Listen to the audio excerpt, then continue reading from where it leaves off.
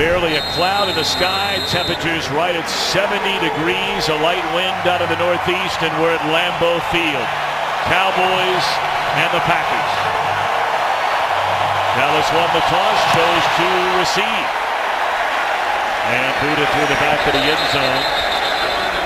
And out comes another rookie. What a start it has been for Rain Dakota Dak Prescott.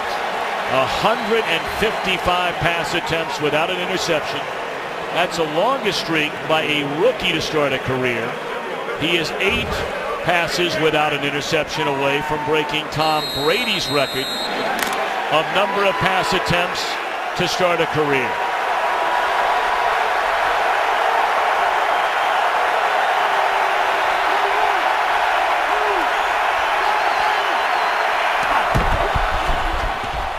Ezekiel Elliott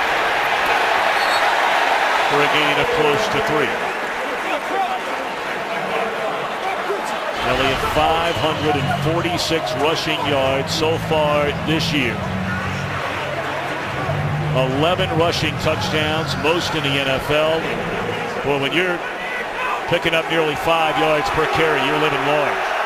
Last 3 weeks, he's been awfully impressive. He started to see some of the backside cuts that he missed in the first couple of weeks, and this has been an offense that's been on a roll, rushing the football for 3 games. Prescott throws, it's intercepted, but it was blown dead before it ever got started. It looks like someone jumped the line of scrimmage on the Packers side. Offside. Defense number 52, unimpeded to the quarterback. 5-yard penalty. Second down. There's Clay Matthews out here, number 52, and he comes early, but Dallas going into a hurry-up offense. They're at the line of scrimmage, an empty set with Dak Prescott. Seemed to be a little bit of confusion on their part, but they're able to get Clay Matthews with a 5-yard penalty. Green Bay is the least penalized team in the NFL so far this year. So they fake it to Elliott. And a throw to a wide open Jason Witten, and that's a first down to the 45-yard line. The Cowboys, they come out there and they're big personnel, and they've got one receiver out wide, and they're going to look like it's going to be run, play action. Dak Prescott, you've got to honor that with him keeping the football. Last week against the New York Giants, the Packers didn't have to honor Eli Manning and his running ability, but Prescott has shown a good ability to throw the ball accurately coming out to his left as he did on that play. Elliott for a second time running room. And the rookie out of Ohio State picks up 11, and that's another Dallas first down. The 171 yards allowed, that's total over the first 4 games by this Green Bay defense, and only the 1995 49ers stingier. This defense, nobody's been able to run the football against them. Some teams have abandoned the run early. Other teams, the Minnesota Vikings, did not match up well against this Packers front. Play fake to Elliott. He can catch it out of the backfield. And he has another first down. Inside the 30 to the 28. You talk about Dak and his ability through 5 games not to throw an interception, and he shows great patience. He's trying to get the ball down the field to Bryce Butler, but Butler gets jammed up just enough, even though he comes loose at the end. He gets jammed up enough. Prescott doesn't like it. He comes right off of him to his outlet receiver, Elliott, underneath.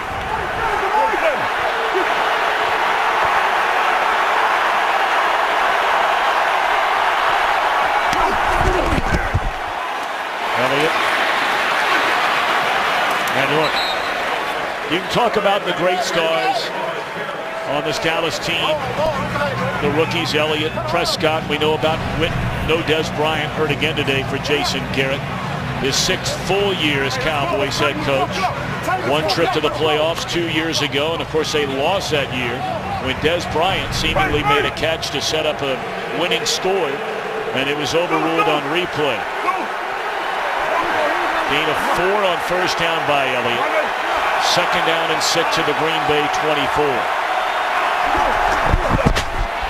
In the hands of Beasley, their leading receiver, got a good block from Butler. And he's inside the 10. It's 1st and goal, Dallas. But Troy was just starting to say, You talk about Dallas and you talk about this offensive line. Well, you got Bryce Butler, who does an excellent job blocking, and Blake Martinez, the linebacker, he's the only guy to try to come out and make a play on that ball. Once you make the good block with Butler, just nobody there to make a play on Beasley before he picks up a nice game. Nickel even, score.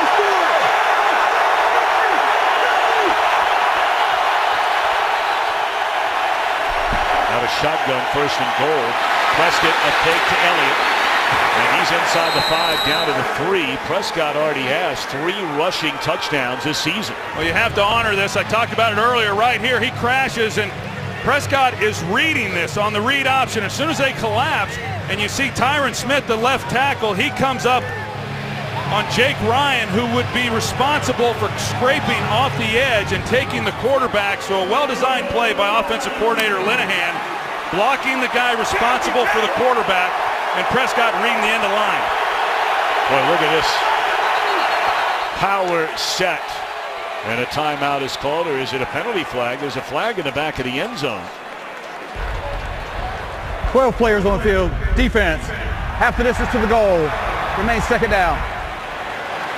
Already 2 penalties on this opening drive. We mentioned Green Bay, the least penalized team in the league. Mike McCarthy, what a year he's done. 8 of his 10 teams have been to the playoffs. 7 have won 10 or more in a season. And off to the 3-1 start here, but it's second and goal.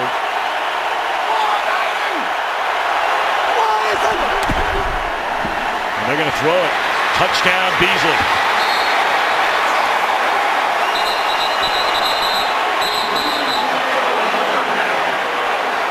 Beasley got his first touchdown of the season a week ago against Cincinnati, and appears to have his second of the year on this opening drive. And what a drive it was by Dallas. Yeah, that drive was too easy for the Dallas Cowboys. They run Beasley in motion. He comes back, and the Packers are in man-to-man coverage. They just run him out in the flat, and just no chance for them to make a play on him in coverage. It was Micah Hyde who was on Beasley, but because he's having to navigate the underneath coverage linebackers, Beasley's able to get a step and a well-thrown ball by Prescott. But to come out, Tom, they average here on the opening drive. We talk about the matchup of the offensive line and how well they're going to run the ball against this Packers defense. Average just under 6 yards a carry on the opening drive of this game. Yep, 4 rushes, 23 yards.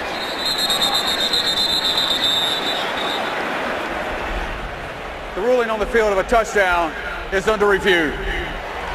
Of course, every scoring play and every change of possession is looked at.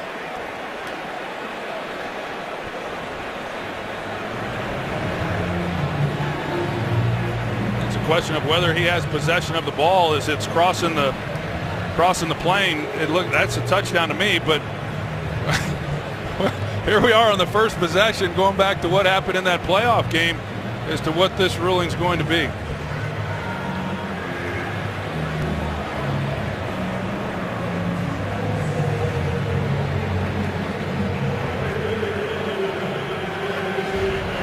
Love the line by Prescott when he said, every time I look for Cole Beasley, that guy's open.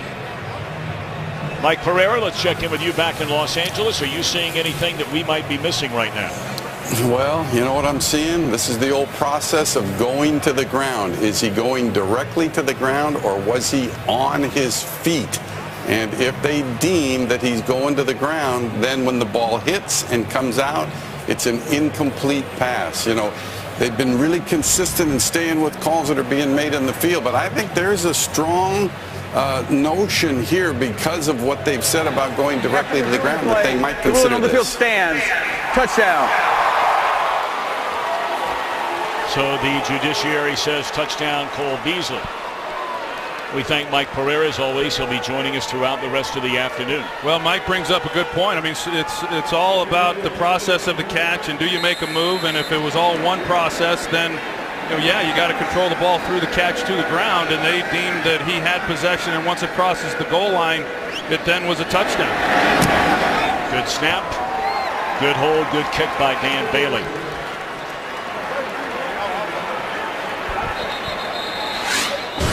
The last 5 meetings between the Packers and the Cowboys. Packers have won them all. 4 of them played at Lambeau, 1 at AT&T Stadium. The last time and the only time the Cowboys won in Green Bay was the first year that Aaron Rodgers took over as starter in 2008. Well, you think back to last week's win for the Green Bay Packers. They ran the ball a season high 44 times in that game for 230 yards. And Mike McCarthy, when we visited with him, as you see this first touchdown allowed on the opening drive for the Packers defense, but Mike McCarthy talked about being able to control the clock and control the ball and really beat Dallas at their game, which they did a year ago. Now the circumstances were obviously different for the Cowboys, but they can't be real happy on that Packers sidelines the way the Dallas offense went right through them on the opening drive. I don't know if anything in this world you could deem perfect, but that was as close to a perfect drive as a team can have. Prescott 4 of 4, and as you mentioned, they average almost 6 yards per rushing attempt. This is Ty Montgomery. We could be saying his name a lot today. Slips a couple of tackles, still on his feet. And up to the 25-yard line, tripped up by Keith Smith. So here comes a 32-year-old Chico, California native.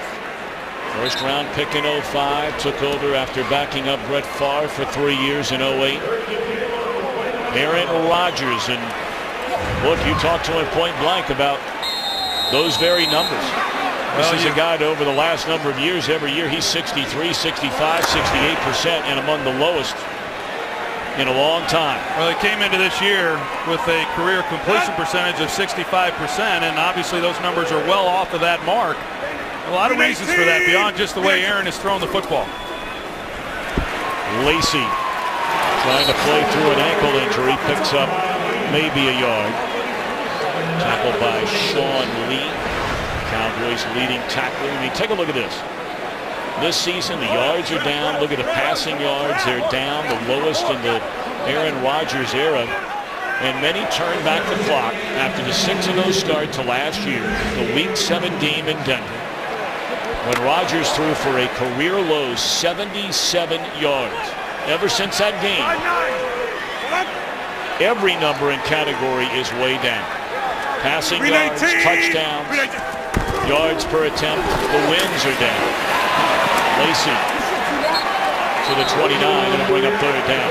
I think it was in that Denver game when teams started playing the Packers offense just a little bit differently. You know, they started to play 2 deep looks and against their wide receivers and force them to try to create some separation, allow them to run the football, and they weren't able to do that consistently enough without Jordy Nelson. And the belief was once Jordy comes back, they're going to be back to themselves offensively, and it just hasn't worked quite that way.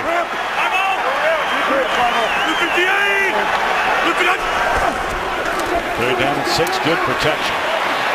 And now Aaron flushed out of the pocket. He's going to run it. He'll pick up a 1st down to the 38-yard line. There is a penalty flag in the secondary. It's going to go against Dallas.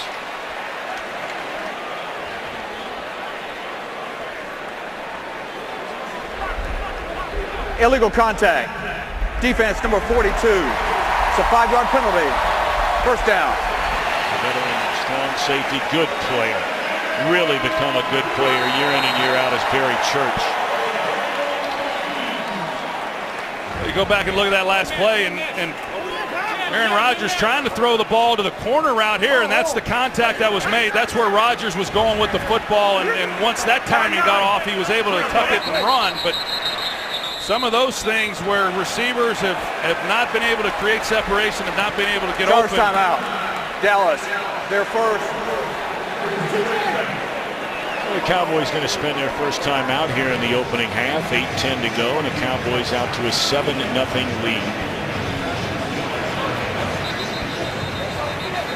Well, football all day today, and then rolling right into baseball tonight. Game 2, National League Championship Series from historic Wrigley Field in Chicago. The Dodgers battled back to tie last night before the Miguel Montero Grand Slam. That's over on FS1. Clayton Kershaw will get the ball tonight for the Dodgers against Kyle Hendricks. Hendricks had a spectacular regular season. Take it to Lacey.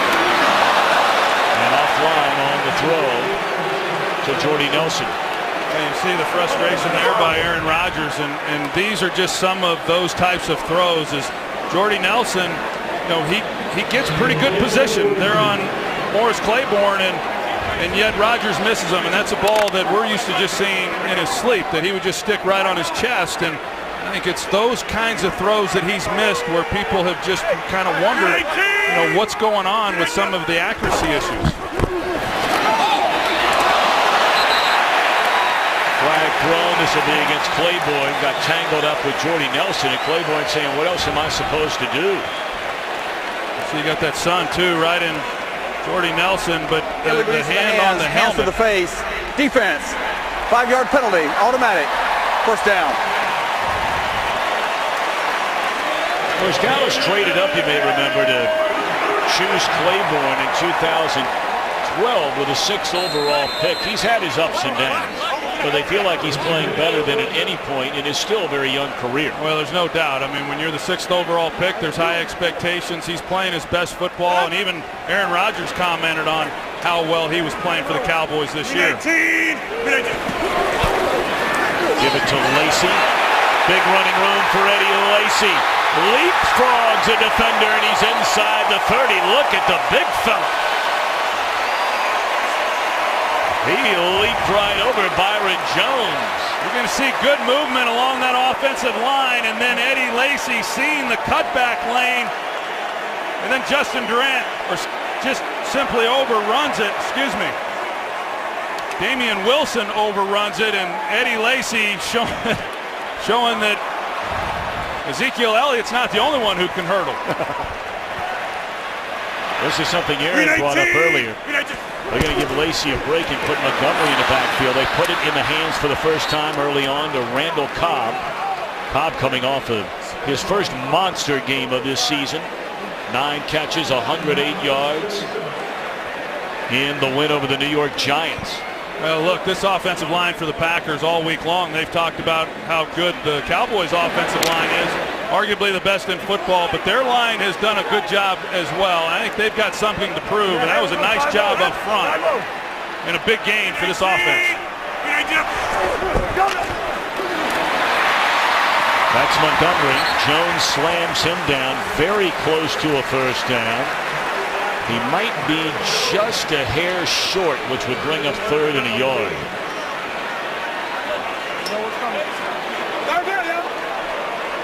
Packers going to bring in an extra offensive lineman. They go up front with Bakhtiari, Taylor, Treader, a first-year starter, Lang and Balaga. Jason Spriggs, 78, has come on. The fullback, not sure he got there, Aaron Ripkowski. In fact, he didn't get there.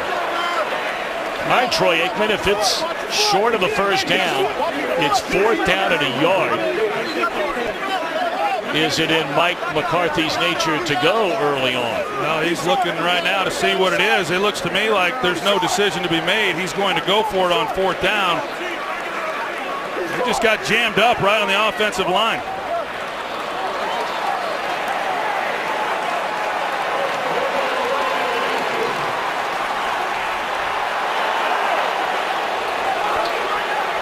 Dallas goes down the field on its opening drive, scores a touchdown.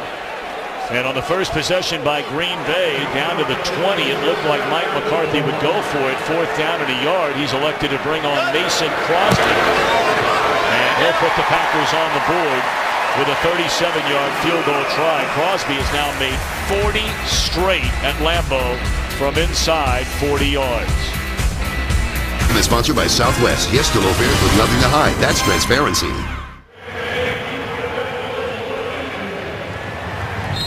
Go back and take a look at that 3rd down play, and you see how Spriggs here, he's back in the fullback position as Lane Taylor is as well, and he just gets blown up. That defensive front slants hard down inside.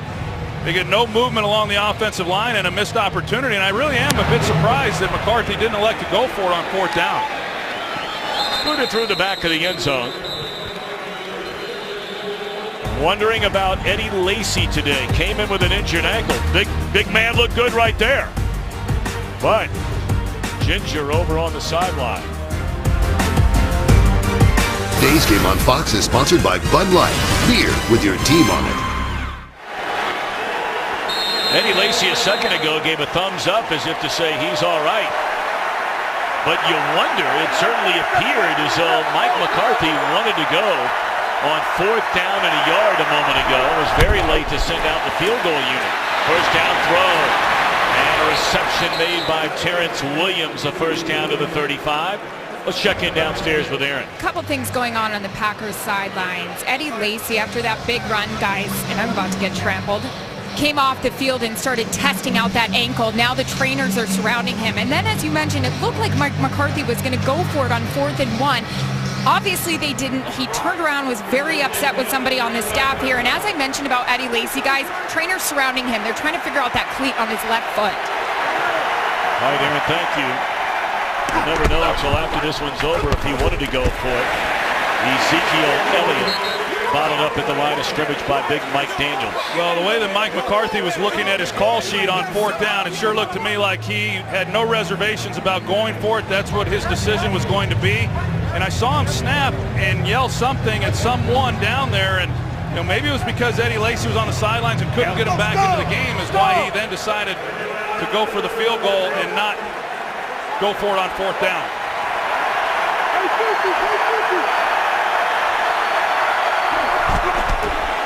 Second down, Prescott.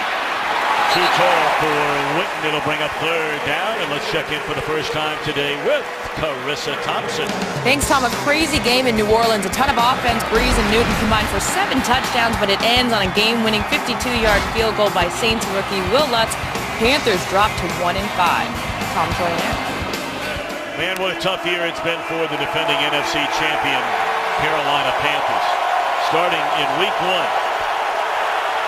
And only 1 win. Well, the Packers defensively have been able to get the Cowboys into 3rd and long. Dallas has been good on this down all year. Well, they're the best in the NFL. 50%. Prescott rolls, throws, and it's caught by Witten, but he'll be denied first down yardage. So the Packer defense will get off the field on this second Dallas possession. This offensive line, again, affording Dak Prescott time in the pocket. He's trying to get the ball to the outside. He reads the coverage well and does not throw the ball into danger, rolls back out to his left. Witten just not deep enough to pick up the first down with the reception. But some of the things that Prescott's been able to do, and usually you confuse a young quarterback and you catch him throwing into some various looks defensively. He just has not done that. Jones on the punt, and Davis a fair catch at the 14-yard line. Well, Rodgers and the Packers move the ball up and down the field. Their first go-around, but the Cowboys lead it 7-3. Today's game is sponsored by Chili's $10 3-for-me deal. Chillin' since '75. By Microsoft Surface, the official tablet of the NFL. And by Corona Extra, who invites you to find your beach. Well, I think our distinguished crew spent the entire weekend over at Luna Coffee in De Pere, Wisconsin. While they were bouncing off walls last night. So first down, play action, and Rodgers to throw it, and down the middle of the field, and then it's jarred loose. Was that a catch by Jordy Nelson and then a fumble? And yes is the decision.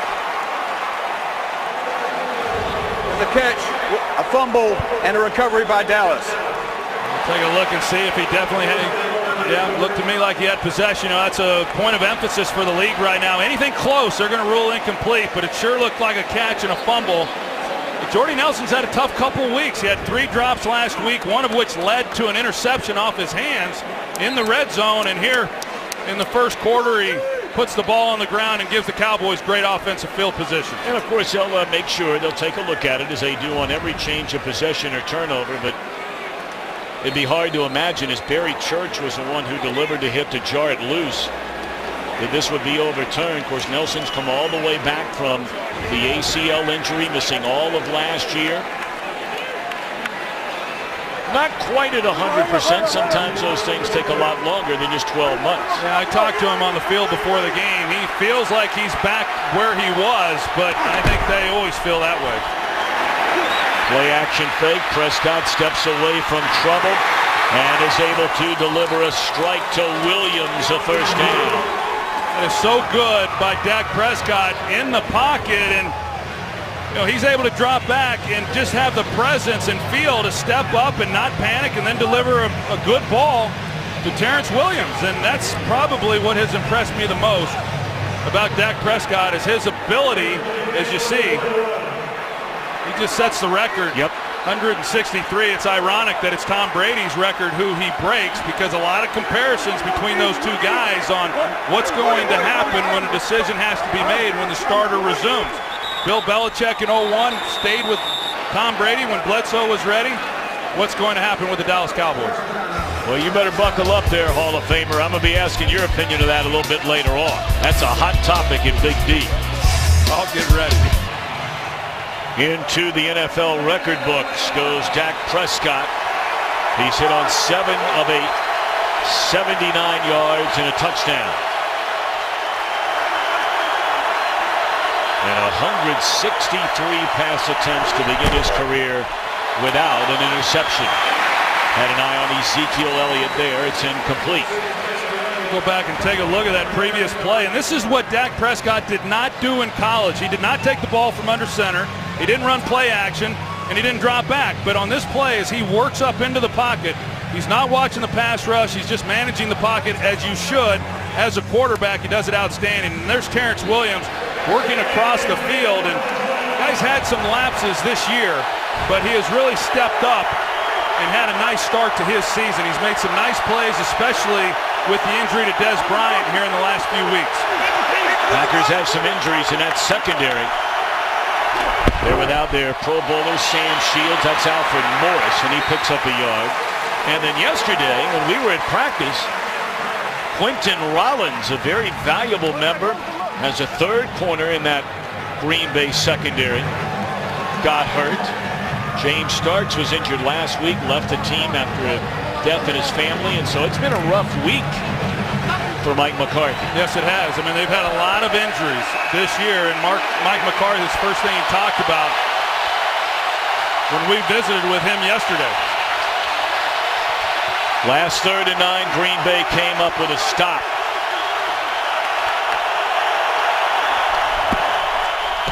Blitz coming, and it's jarred loose and intercepted.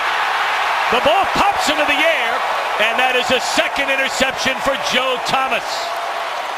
What a huge play by this Green Bay defense. Looked like it was Julius Peppers who came off the edge and is able to get Prescott's hand just as he's trying to let the ball go. So one pass attempt after breaking the all-time record. That is the first interception by Prescott. Well, we see as Julius Peppers comes around the edge, he's able to get a hand on the ball on Prescott as he's trying to deliver it, and just a great opportunity there to keep points off the board by this Green Bay Packers defense after the Cowboys got the ball with great field position to start that drive. It's a great job on their part. And Troy, I'm being told that is not going to be ruled an interception.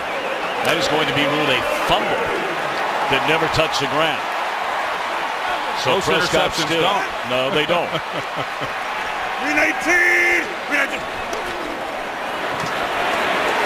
Lacey back in the game off the left side, and that'll be a gain of 3.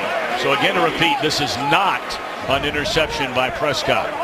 You watch Peppers here as he comes off the edge around Doug Free, and he just keeps playing. You know, for a guy who's his age, now in his 15th year, they're utilizing him and trying to keep his snaps down so he can be fresh on these third down situations. He makes a key play in this ballgame. He is now 36 years young. Catch made by Justin Perillo. That's another area of injury for these Packers. Their regular starter is Jared Cook. He's out, having left for a second straight game with an ankle injury. So today they go with Rodgers and Perillo. Well, Eddie Lacy's worth keeping an eye on. We talked about it coming into the game. We've heard Aaron Andrews' report, but he's hobbled walking around. It looks like it's giving him some problems. You just don't know how much longer he's going to be able to go. Hey, Philo! Look at the 8! Look at Highland! 319! 319! Third down and 3, 4-man rush. Rodgers looking around. Boy, you give him that much time and you are good as cooked. And he finds Cobb to the 45. That looked like the old Aaron Rodgers right there. So elusive in the pocket and delivers a strike to keep the drive alive. When we return after a word from your local Fox. Montgomery in the backfield as we're set to begin the second quarter. 7-3 Dallas, and they hand it to Montgomery. And there is just nowhere to go. And the reason that Montgomery is in there, the fear for Green Bay is how long could Eddie Lacy go today on that wounded ankle? Well, this was the last play before the quarter, and you see that he's clearly hobbled, and then he'll signal over to the sidelines that he needs to come out. And I don't know that we're going to see much of him the rest of this afternoon. And that running game had just started to get going for the Packers. Less than 95 yards in each of the first two. They've gone for 123, then 147 on the ground their last two. That ball pops in the air and is nearly intercepted. Sean Lee almost made the play. Well, I don't know what's going on some of these types of throws. I mean, it's Abradaris, who's a receiver that Rodgers really likes. In fact, in visiting with him yesterday, he said that he wants him to get more opportunities because the guy simply gets open. And Sean Lee almost with a great opportunity to get another takeaway, but a real easy throw and a well-run route, and yet Rodgers was considerably off the mark. So third down and 12. They need to get to the Dallas 36 to convert on third down, and forever back there is Rodgers. And apparently nobody's open, and down he goes, and a penalty flag comes in. Did Durant grab a hold of that face mask of Aaron Rodgers?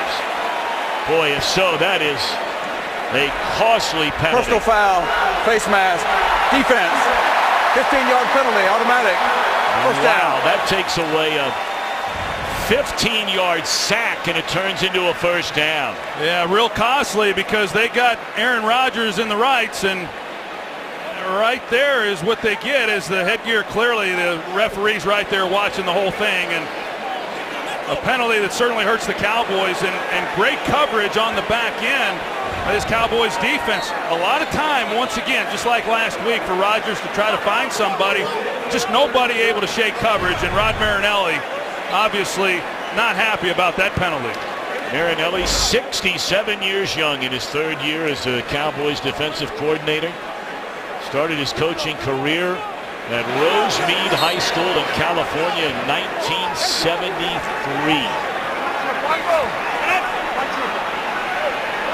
Would have been 4th and 24 on the other side of midfield. Instead, it's first down. And again thrown behind the intended receiver, in this case Richard Rodgers. Now, could Rodgers have caught it? We'll take a look, but he's wide open. Yeah, they turn him loose in this zone coverage, and down the middle of the field, Rodgers sees him, and a ball that obviously is behind him. Aaron is frustrated with himself. Yeah, Richard Rodgers could have caught that ball, but for a guy who has been as accurate as Aaron Rodgers has been throughout his career, to miss some really just basic throws, it's just something I'm not used to seeing.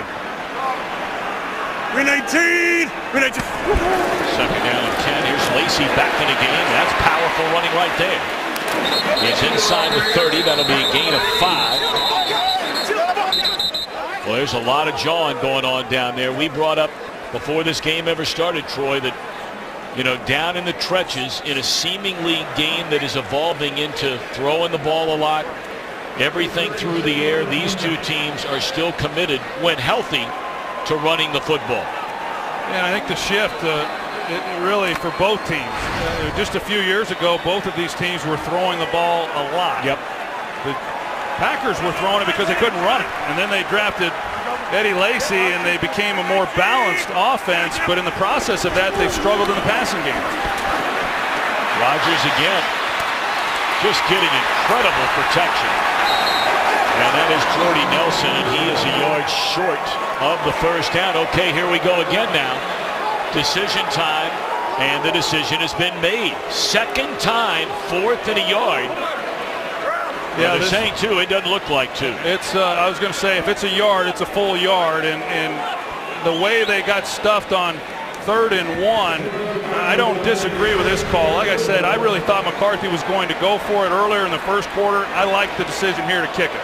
43 yards for Mason Crosby, and right down the middle for the 10th-year kicker, and a good one. And a good game as we expected at Lambeau Field. Today's game is sponsored by the all-new 2017 Ford Super Duty. This is the next level.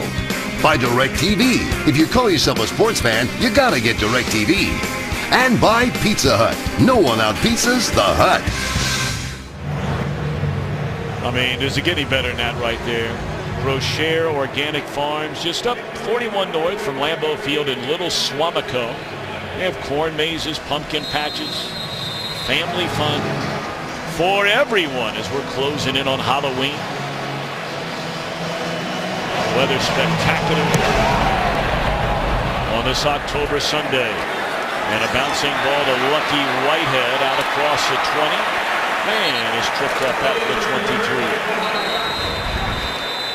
That's been a frustrating start for Aaron Rodgers. A pair of field goals, missing chances for touchdowns. 12-11 to play until halftime. Dallas with the football. First down from its own 24. They'll turn and hand it to Ezekiel Elliott. And he's pushed forward for perhaps a yard, maybe 2, and there's a flag down in the middle of the field.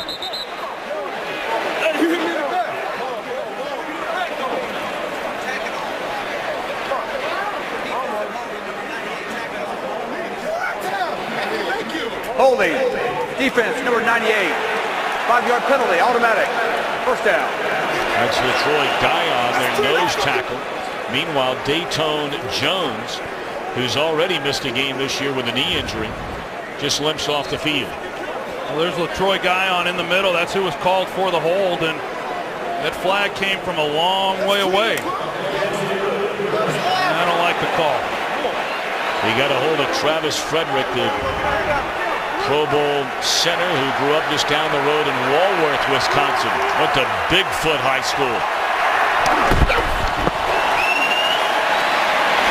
Elliott once more, and he's up to the 35 on first down. Well, nobody sees sports quite like Colin Cowherd and Jason Whitlock. The brains to know, the guts to say it. Catch Colin and Jason, a team up on FS1's daily sports talk show. Speak for yourself, Wednesdays at 5 p.m. Eastern.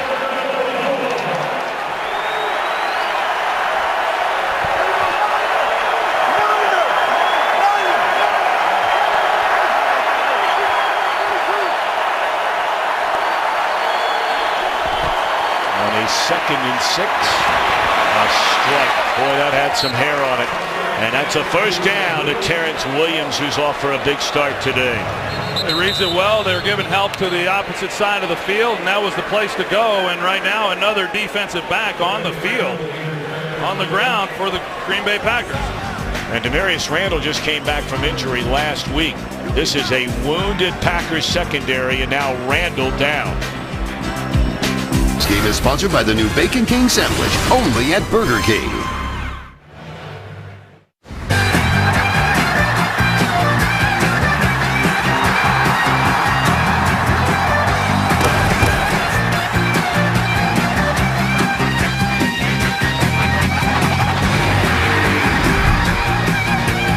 So many great players and coaches through this rivalry, the Packers and the Cowboys.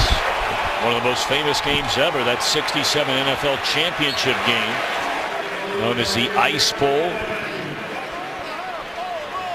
Let's go back to the injury. We talked about Randall missing 2 weeks ago with an injured groin.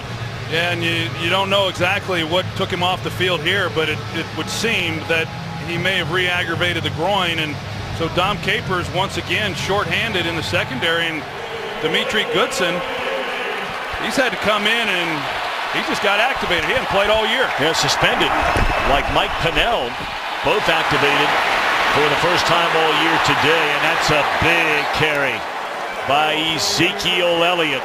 Inside the 40, down to the 38, says, keep giving me the football. Keep giving him the ball, and you're going to see as he comes around here and the speed that he shows to get on the edge, but then he plants and then sees the cutback and he takes it. He's an impressive guy, and we've seen him run a few routes today, and it's the one area of his game where he's outstanding that he hasn't gotten as involved yet, but he will, and when they combine his running ability between the tackles and on the edges with his ability to run routes, he'll be a real dangerous guy. Gets it to the 9th time already. He'll pick up 3 off the right side. Against Cincinnati last week, Elliott 15 attempts, 134 yards. He had 2 touchdowns, including that 60-yard burst to begin the 3rd quarter. It was his 3rd straight game of 130 or more rushing yards. That has not been done by any player in the league since Adrian Peterson in 2012. See the balance right now that Dallas is showing offensively.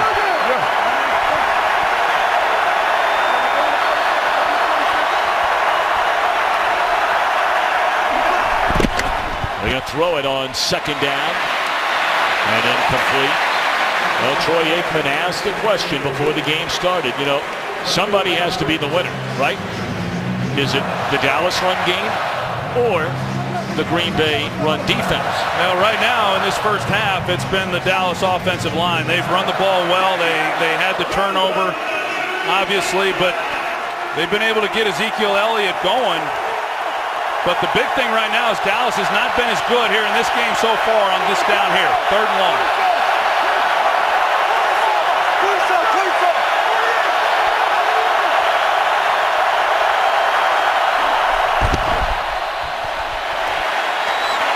Defender fell down, and that's Cole Beasley. Cuts it back to the inside. Flag comes in. He's to the 15-yard line. Beasley wide open after the Green Bay Packer man covering him fell down. Well, it was a great route by Cole Beasley there in the slot. The penalty comes out late. During the run, illegal block in the back, number 19, offense, 10 yards from the spot of the foul, 1st down. Not a smart play by Bryce Butler. Had no bearing on the play really whatsoever. Butler's getting playing time because of the man you just saw reacting to that penalty a moment ago, Des Bryant. Pro Bowl wide receiver, injured his knee week 3 against Chicago. Of course, he only played in 9 games all of last year. He broke his foot first game of the season. So far, though, nobody's had an answer for how to defend Cole Beasley. He's been Dak Prescott's favorite receiver. His lined-up's in the slot. He's got great quickness, and he's a matchup nightmare. Here he is right here. So now they try and convert on 3rd down again. They better hurry. And Jason Garrett is able to call timeout. That is the final timeout this half for the Cowboys. Well, that's on Dak Prescott. He's got to know where the play clock is.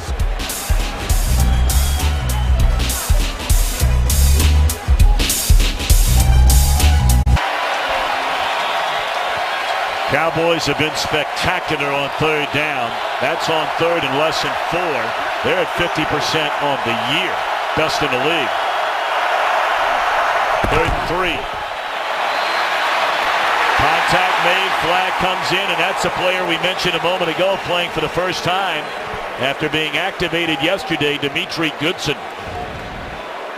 You can see they turned Cole Beasley loose. He's just... Defense, number 39. By rule, the ball is placed at the spot of the foul. Automatic, 1st down. Just a break in coverage by the Packers defensively to allow Cole Beasley to just come off the line of scrimmage and find the hole within that zone. Nobody near him, and Dimitri Goodson has to leave his man on the outside just to come in and try to make a play on the ball, and he plays right through Beasley, and it was a clear pass interference. Goodson played in 14 games, but not a lot of snaps on defense a season ago. But unless they can get Randall back, and it's looking doubtful, Goodson may have to play the rest of this game. He hasn't played all year. Look at this protection now. Prescott drops the ball. And who covered it up? It's still loose down there. Boy, he had nothing but daylight in front of him. And the ball slips out of his hand. He had the edge, as you're going to see. He had Butler, who's going to come across the middle, but he doesn't see him. And as he rolls out, the Packers lose contain. He just simply drops the ball, and they're still trying to uncover exactly who has it.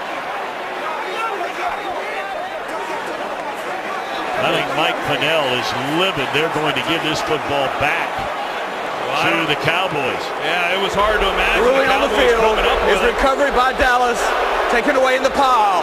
It's second down. There were 2 or 3 Packers there initially to make a play. Nobody was able to get on it, as you still see it, and they're still scrambling for it at the bottom.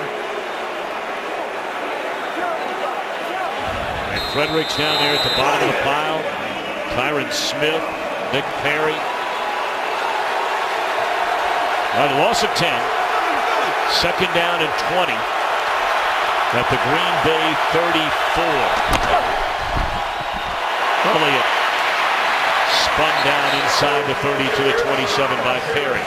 Perry really playing good football.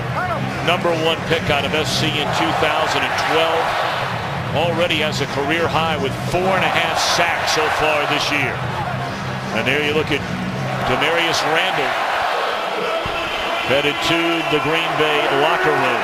Shoot, they lost Quentin Rollins yesterday. He was all set to go. He gets injured in what essentially is a walkthrough. And he was unable to go. He was a scratch. And of course, both on the heels of Sam Shields being out. They lay it off to Elliott. Well, I tell you what, he's not afraid to take on tacklers, but he's short. For more on Randall, here's Aaron. Yeah, you guys mentioned this Packers secondary hit hard by injuries. Cornerback Demarius Randall, you said walking off right here, guys. He was out last week with the groin. Looks like he re-injured it again. They're telling us he's questionable to return. Aaron Andrews, thank you very much. So out comes one of the best in all of football, and that's Dan Bailey. Yeah, he's proven human this year. He's missed 2 already this year from this distance, but he's typically automatic. Well, he's battled a back injury all year. 44-yard attempt. And that is right down the middle. 10-6. Prescott and the Cowboys in front.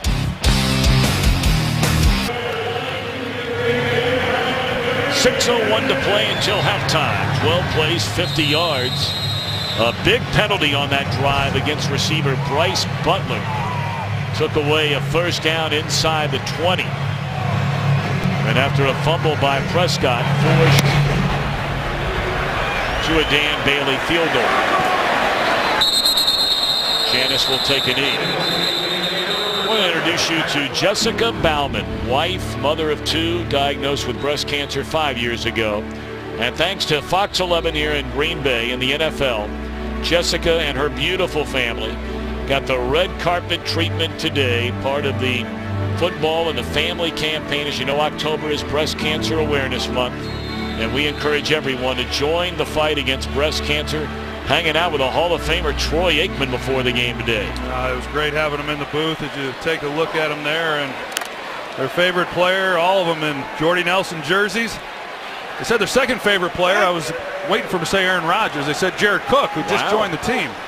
Yeah, he just came over as a free agent from the Rams, although he is out injured today. Lacey back in the game. Tell you what, he's moving pretty well, and there's another leapfrog of the defender. They have him listed at 234.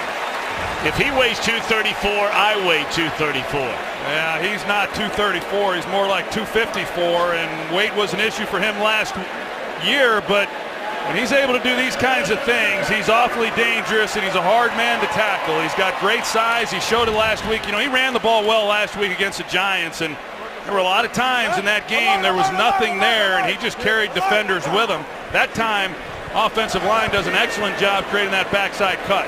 And you have to be encouraged if you're a Packer fan that after that run, they're going to give it to him again.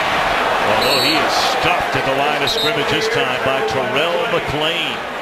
McClain coming off a great game, 2 sacks in the win over the Bengals. Well, Terrell McClain, he is excellent in his ability to get up the field and make a play then on Eddie Lacy. And he, as you said, Tom, he's had a great year. And I know in visiting with Sean Lee, he said he's been one of the big differences for this defense from where they were a year ago. McClain went down last year, the second game of the season, and not many people have talked about what that did to them up front, but he's healthy and he's playing lights out. Well, he's only played in 15 games in the last 2.5 years, so you really don't know what you have out of McClain.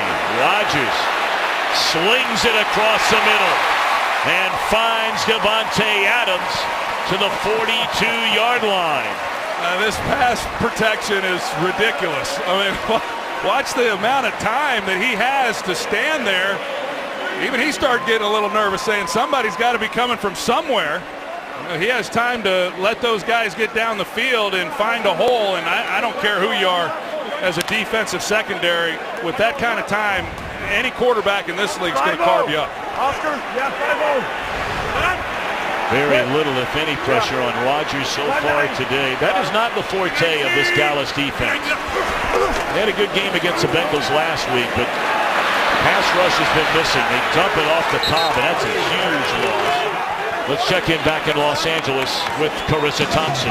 Thanks, Tom. We head to Seattle. The Hawks were up 7-3. Russell Wilson hands it off to rookie Alex Collins for that 2-yard score. The 5th-round pick out of Arkansas's first touchdown. The Hawks up 14-3. All right, Miss Thompson, thank you. In Seattle, off to an excellent start so far this year, even with an injured quarterback in Russell Wilson. Arizona started 1-3, got a win last week trying to get back on track. Well, I think you look around the league now, you never know exactly what teams are going to be, but now through 5 weeks, we're getting a pretty good picture. Lacy takes a big hit from Lee. Collins also in on the tackle, got a big chunk of that loss back. But it brings up 3rd down, and let's see, it'll be 3rd and 10. I tell you, Eddie Lacy, he's just fighting through this. As you see, they're trying to sub, and Aaron Rodgers wants to get a snap off as Dallas. And here he gets it. Yep, they got him, and he's got a free play. They're going to blow it dead.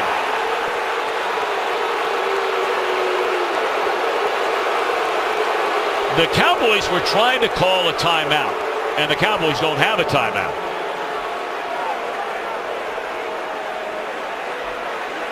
They're going to huddle up and see if they can work their way through this. The Cowboys were trying to sub. I didn't see Green Bay subbing any of their players. Delay a game. Defense. They called a timeout, which they did not have. Yep. It's a 5-yard penalty. It remains 3rd down. Once Aaron Rodgers is the best in the business at catching a team trying to sub their defensive players, and Justin Durant right there in the middle, he's calling the timeout. The officials lose track that the Cowboys don't have any, and Aaron Rodgers is frustrated with that because he gets a free play, and we've seen how many times he takes a shot with a free play and makes something big happen. Mike Pereira, there's a lot going on right there. Well, you know, this is the new rule now. They inadvertently granted the timeout, it appeared, because they didn't have a timeout left, and it used to be just an oops, but this year it is a 5-yard penalty for delay a game. Well, 3rd and 10 now becomes 3rd and 5. And Lacy in motion alongside Rodgers. I think Rodgers still would have liked that free play rather than 5 yards. No doubt. 3-man rush. And that's just forcing a throw right there. And Rodgers very lucky that wasn't intercepted. Claiborne and Lee collide, and it's Claiborne who's down. This is a tight window as Lee comes in, and Rodgers not seeing Lee in his, and he takes one right in the face from Sean Lee. Medical staff out to take a look at Morris Claiborne. You know, you wonder how these guys are able to get up and walk off the field. Thankfully, that's the case for Claiborne after this.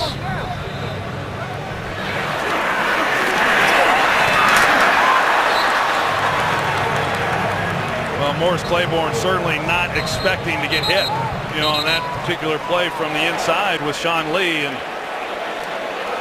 we'll see what the Packers here are going to do on 4th down. It would be what, Tom, a 55-yarder or so if they tried the field goal.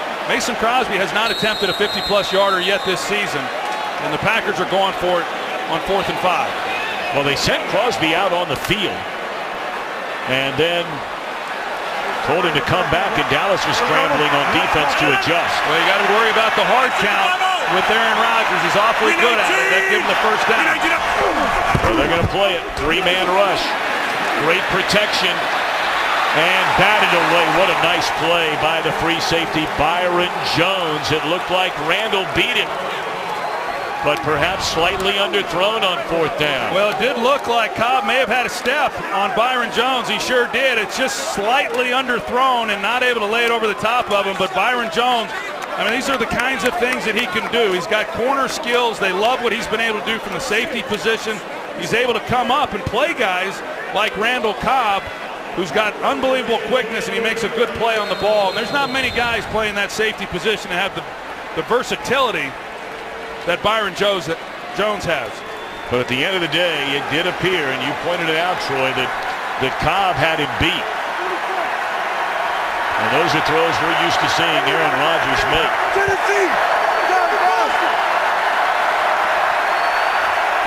So now 1st down for the Cowboys, starting at the 37. And just beyond the reach of Ezekiel Elliott, 2nd down. Now the Cowboys don't have any timeouts. We're 4 seconds away from a 2-minute warning. You know, on the flip side, Green Bay, all 3 timeouts remaining, and thinking, hey, you know, we can get a quick stop here and maybe one more shot. Well, the clock's going to stop at 2 minutes. So right now here at 2nd down, what do the Cowboys do? I would almost expect them to run the football here and see what it looks like on 3rd down before making a decision as to whether or not they want to keep it rolling here.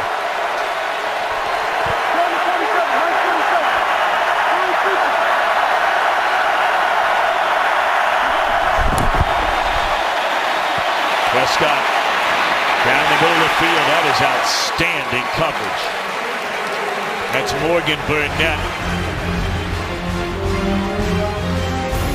Been a frustrating start for Rodgers. His team trails 10-6. Follow your favorite team all season long. Go to iTunes.com/NFL. Morris Claiborne making his way a moment ago back to the Dallas locker room after being shaken up. Aaron will be on that story in a moment. A tick under 2 to go in the half. 3rd down and 10.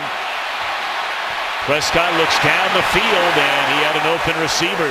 And through the hands of Terrence Williams. So 3 and out. All 3 on pass attempts. And virtually no time burned off the clock. So Green Bay with all 3 timeouts remaining to get it back. That's why I thought they might run it on 2nd down, see if they can make it a manageable 3rd down, maybe even pick up the 1st down, and then they've got a whole new set. But on 3rd and long, pretty much forced to throw it there. Packers don't have to use a timeout. And you don't see the Cowboys go 3 and out very often, but they're going to ball back to Rodgers a lot of time. That entire series took 17 seconds off the clock. And this is Trevor Davis, and look out. Davis down the sideline, cuts it back to the inside in big-time field position.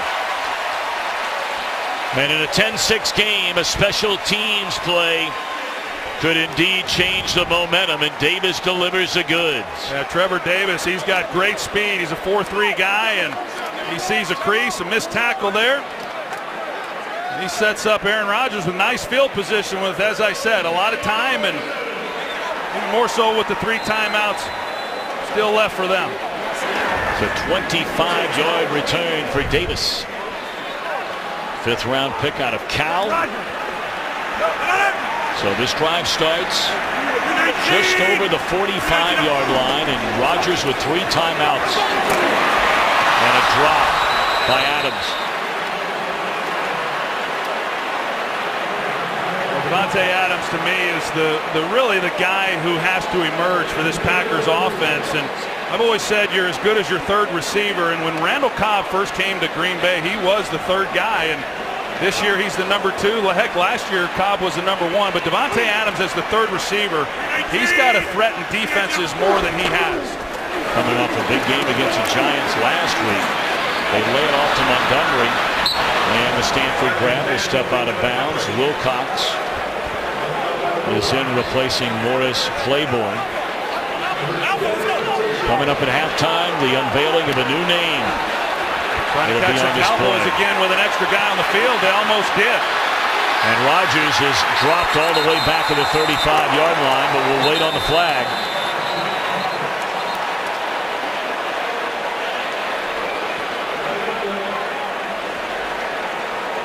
Boy, and you're right about Rodgers and those free plays through 12 the players years. on the field on the defense.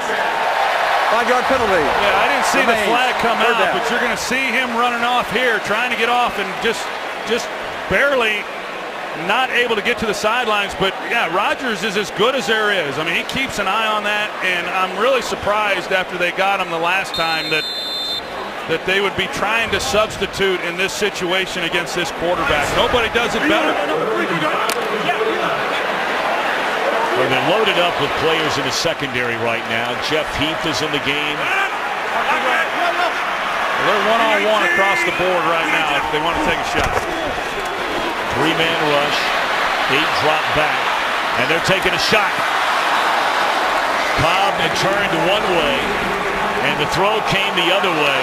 And again, there's a case of Cobb getting behind the safety. This should have been 6. Yeah, Rodgers just doesn't see it right away. And the angle, once he does to the sideline, would have run him right out of bounds. So in order to have any opportunity, he had to lead him to his upfield shoulder. That's a tough play for Randall Cobb. But this offense has just lacked big plays. They have yet to have a 20-yard completion in this game, and they haven't had many all year. So they get golden field position after the big punt return and are forced to punt. That'll be down at the 2-yard line. Jacob Shum getting a rare round of applause. Looking forward to the 3rd quarter, because joining us will be the man whose name will be unveiled here at halftime. We'll leave you with that thought. A little better weather than the last time he was here on Thanksgiving, and this crowd they're sure excited about Brett Favre coming out, and he's excited to be receiving that Hall of Fame ring that they're going to present him with. And I don't know, this is an unbelievable stadium here at Lambeau Field, but it just seems like it's been lacking something, and that's Favre's name up there with some of these other Packer greats. That will change in a matter of minutes.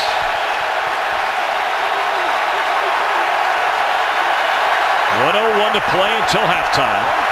And again, the Packers still have all 3 timeouts left. Elliott dives forward up to the 7th, and the Packers will call timeout. 3 seconds go by. Coming up at halftime, how about it, Kurt Menefee back in Los Angeles? Coming up on the Visa halftime, Carson Wentz and the Eagles lose their 2nd straight, while Washington wins its 4th in a row. The Dolphins score a huge upset over the Steelers in Miami, and the Giants come up big late in the game in their win over the Ravens. It's all coming up on the Visa halftime. All right, Kurt and company, looking forward to that. And yeah, it's been a familiar sight, and it's going back longer than just a couple of weeks. Aaron Rodgers shaking his head when he's looking for answers, quite honestly. 10 of 17, only 74 passing yards.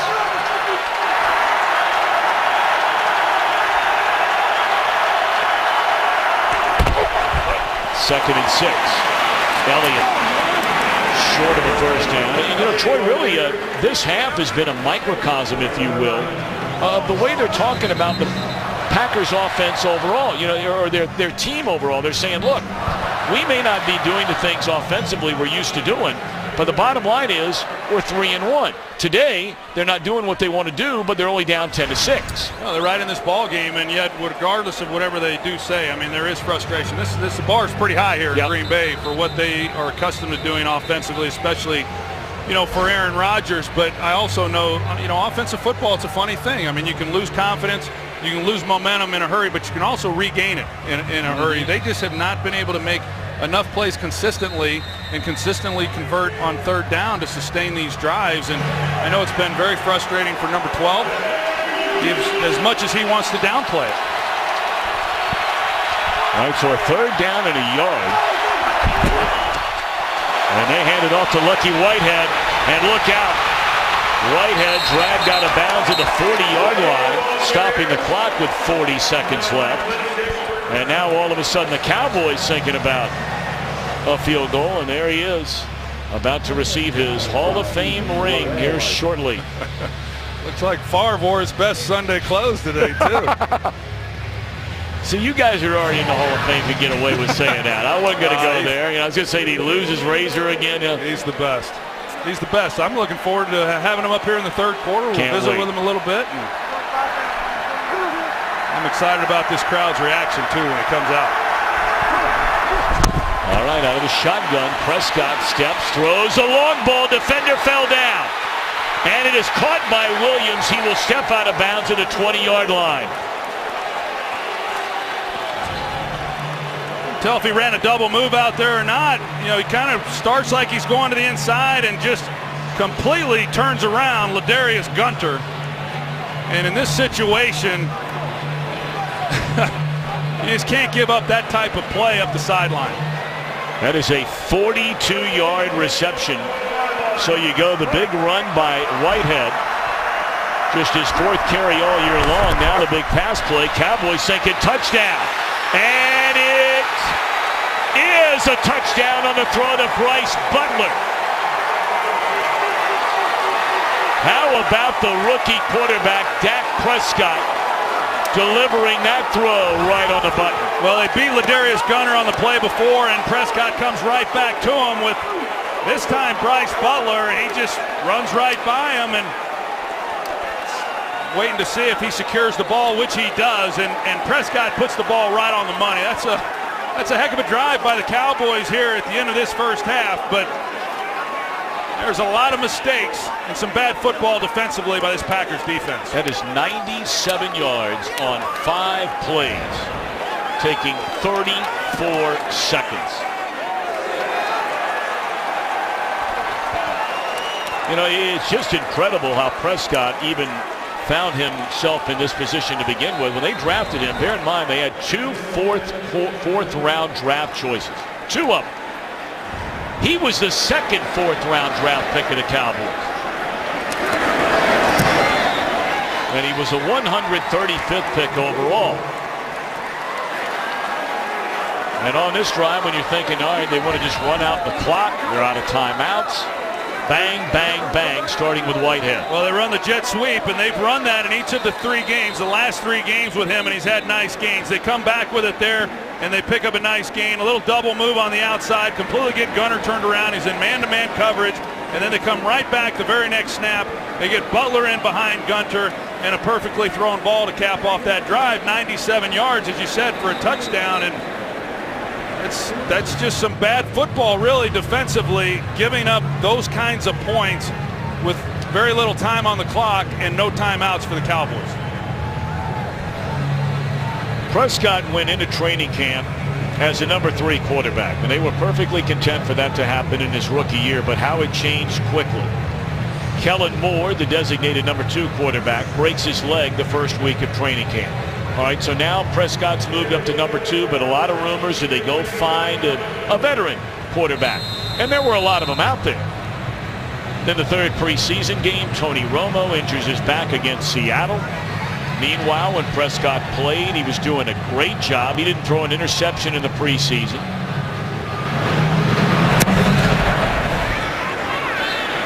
Well, the Cowboys decided once Romo was injured that Dak Prescott was going to be the guy. He lost his first game of the year.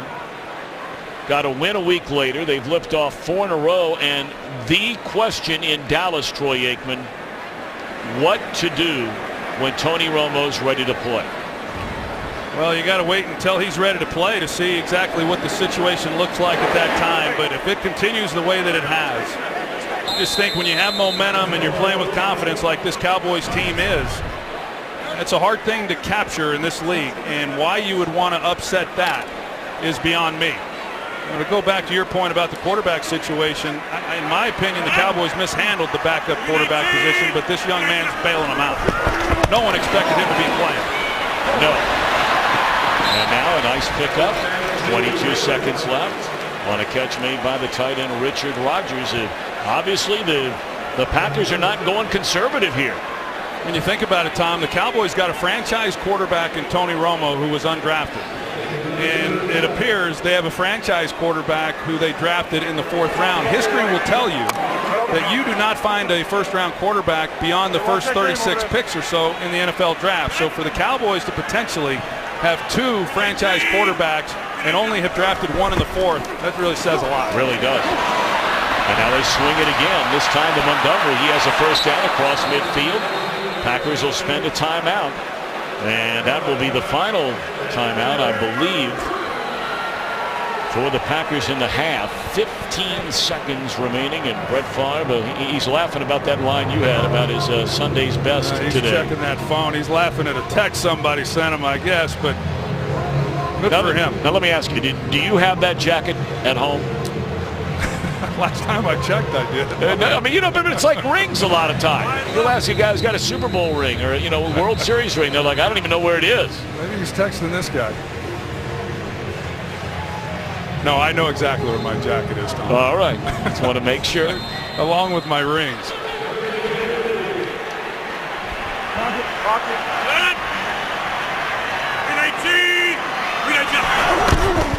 15 seconds left. No more timeouts. Montgomery.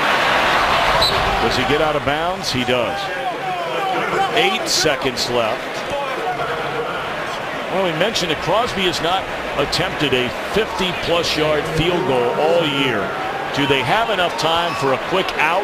Well, they either got to get something out quick to the sideline and out of bounds, or they're going to take a shot then into the end zone for a Hail Mary. And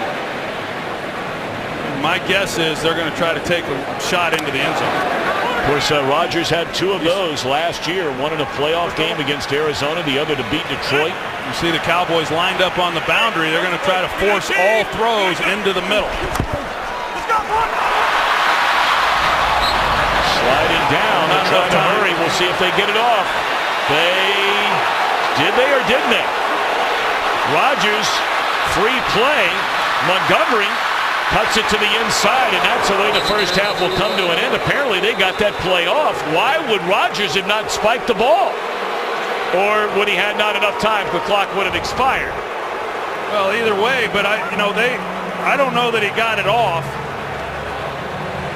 I was a little surprised that they didn't come in and blow that one dead, but I think they were surprised themselves. All right, we're at halftime. 17-6 Dallas. We go to Kurt Menefee and company in Los Angeles. The Visa halftime starts now. Today's excitement brought to you by the new Nissan Titan.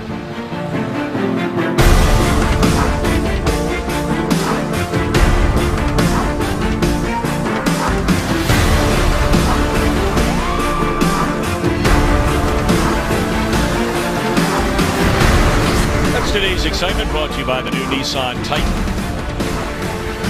An incredible excitement for this sellout crowd. 320th consecutive sellout crowd at Lambeau Field for one of their all-time heroes, Brett Favre. Came here in a trade from Atlanta in 1992.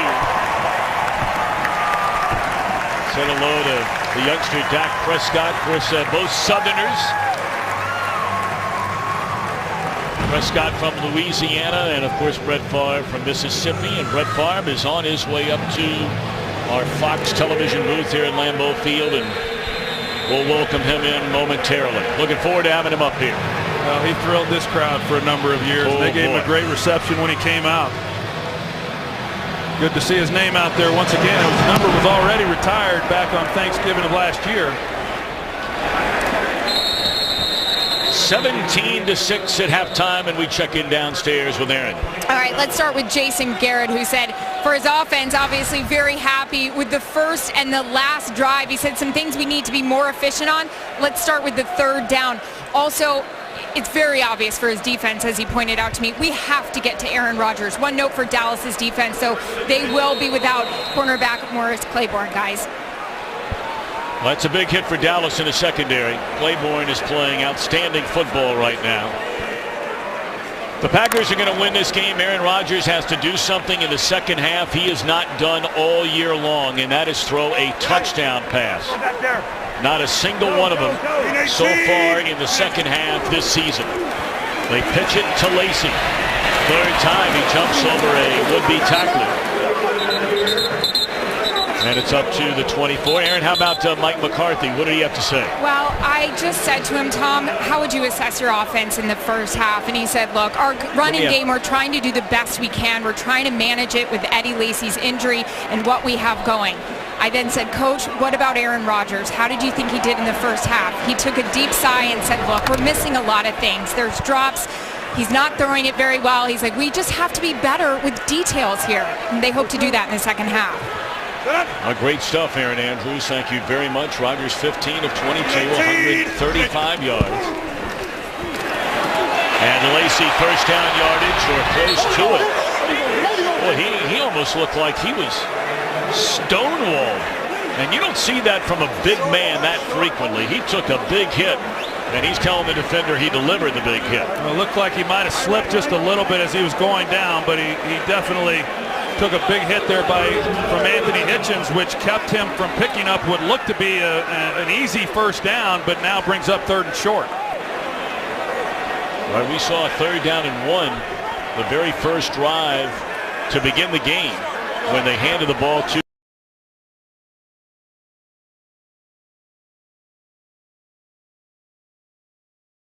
Lacy, and he will get a first down. Okay, he's been airborne almost as much as he's been on the ground. Well, and I'll tell you that he would be able to in the early going when he left the game initially. I wasn't so sure he would even get back in the game, and he's made some nice runs. He's finished some runs. He's run tough. He's given them all they got. That was a big 3rd down conversion there. You know, we heard Aaron Andrews talk about Jason Garrett, unhappy with their 3rd downs. Not converting. Neither offense has really been good in this game where that was a strength coming in. Lacy cuts it back to the inside, and he's up to the 40-yard line. That'll be a gain of 4, close to 5. He's still on his feet. The whistle had been blown, though. Well, one of the best news shows of the fall season is Lethal Weapon. Damon Wayans, Lane Crawford. Great chemistry. The whole hour is nonstop fun. If you haven't seen it, why not check it out? Catch an all-new Lethal Weapon Wednesday on Fox.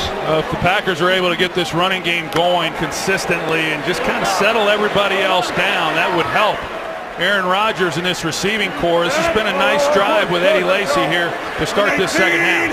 A 5-yard gain by Lacy. Play action this time. Rodgers rolling. Dumps it off to the fullback, who spins away from the tackle. That was Wilcox who hit Ripkowski. He's a native of Dayton, Texas. Walked on at Oklahoma and saw considerable playing time on offense for the first time all year long last week in the win over the Giants. Ripkowski, who came from Oklahoma, fullback, played his last year there, and you don't see a lot of those guys that have played the position prior to getting to the NFL. Heck, you don't even see a lot of teams that carry a fullback. But with time to throw, once again, just nobody creating much separation with the man coverage Dallas has shown. Empty backfield on a 3rd and 3. And that's a nice catch right there. That's a low throw and an outstanding play made by Montgomery to cash in on the first down. And Montgomery, he can run, and he's a hard guy to get on the ground once he has it, but this is a tough catch for him. If he catches that, he's got room to go. And you see his shake move there, and there's nobody really out in front of him. Carr's the only guy who can come in. No guarantee he makes the tackle, but just a little bit off on some of these throws as we've seen throughout this game. All right, a gain of 9. Sled. Triple R. 319. Lacy looking for a little running room. Just not much there. Let's check in back in Los Angeles. A game break to Kurt Menefee. All right, Atlanta had 86 yards of offense in the first half at Seattle, but they'd come out in the second half. And Matt Ryan hooks up with Julio Jones, 36 yards on the score, pulls them to within a touchdown. It's proven to be a pretty good one there. Tom, Troy, and Aaron. Well, I figured to be a good one. Matt Ryan's having a great year. They would be the surprise team, perhaps along with these Cowboys, in the NFC so far. Yeah, they're one of those teams that has emerged that not a lot of people thought was going to be as good as they are. 8th play. Terrible throw. And it's intercepted by Barry Church, and he brings it back across the 50.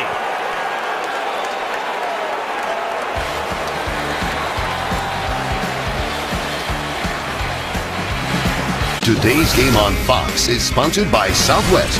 Yes to low fares with nothing to hide. That's transparency. By Nissan, innovation that excites. And by State Farm, here to help life go right. Big turnover. First interception thrown today, the 4th so far this year by Rodgers.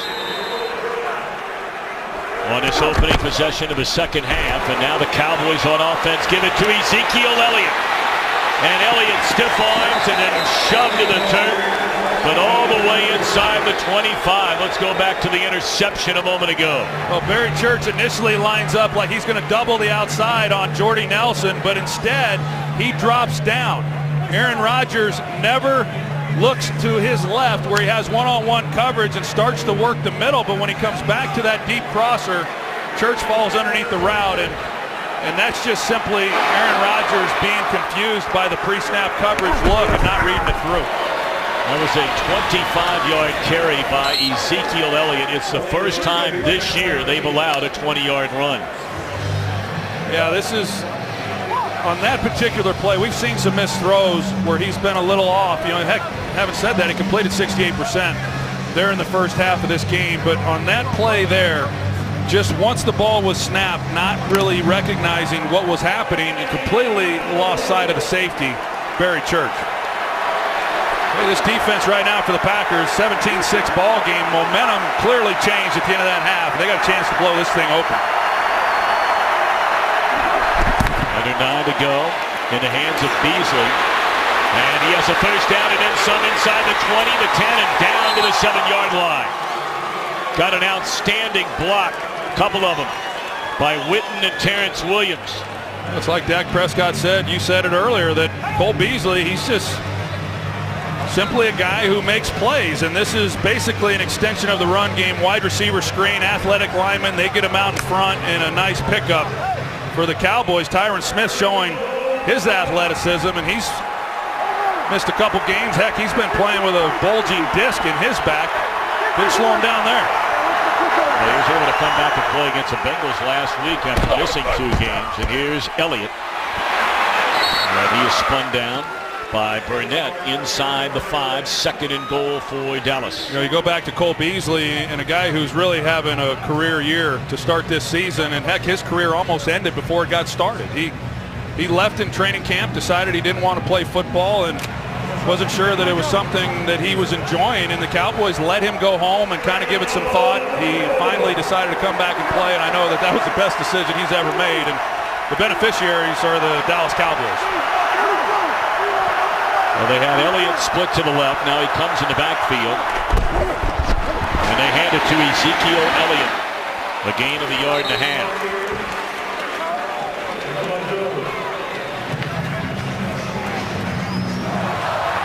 And now we'll see what Dallas elects to do and whether they're going to put the ball in the air, or as we've seen already from Prescott, he's really dangerous in this part of the field, making a defense defend him as well. If they get out of those lanes and they don't contain, he's a guy who's certainly capable of tucking it and running with power.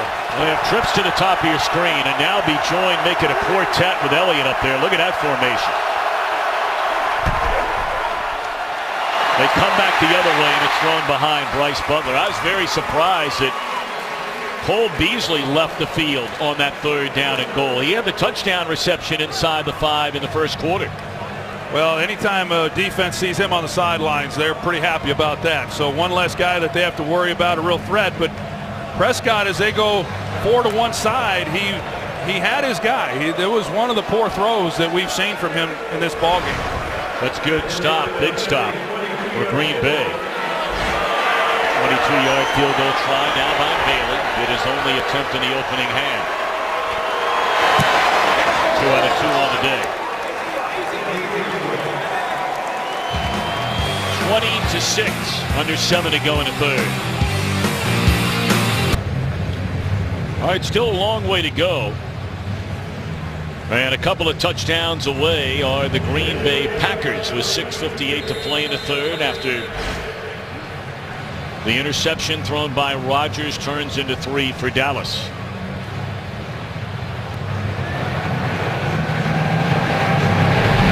Bailey spins it away. And down on a knee is Montgomery. We'll see if Rodgers and company can get it going. This game is sponsored by Verizon. Join the Better Network because better matters.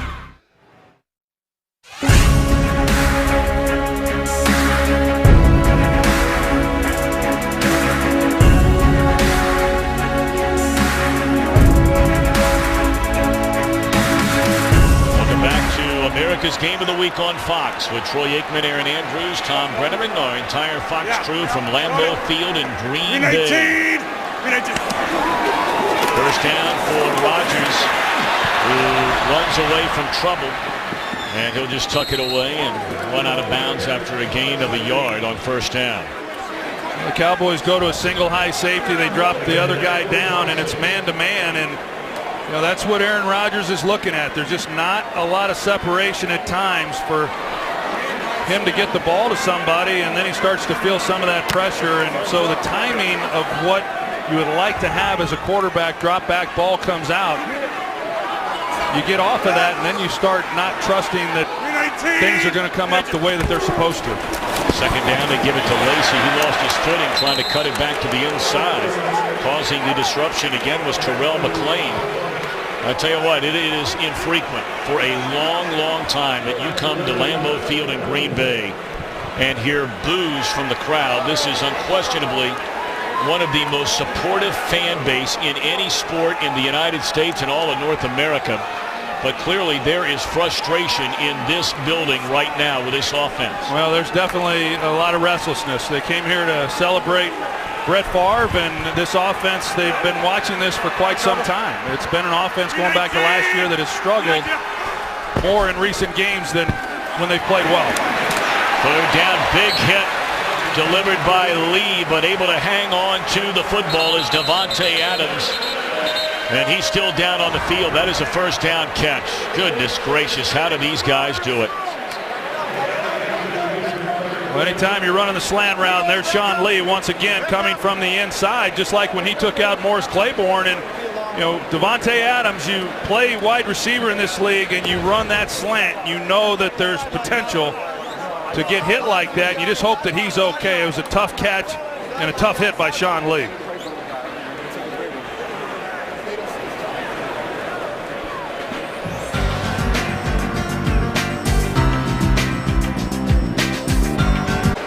Well, thank God, good news there. Davante Adams able to get up after taking this vicious hit once more from Lee. Lee's already KO'd one of his own teammates on a similar type route when he hit Morris Claiborne. Yeah, not a vicious hit in terms of him leading with his helmet or anything like that. It's just that it was a ball that was thrown high, and the timing of it.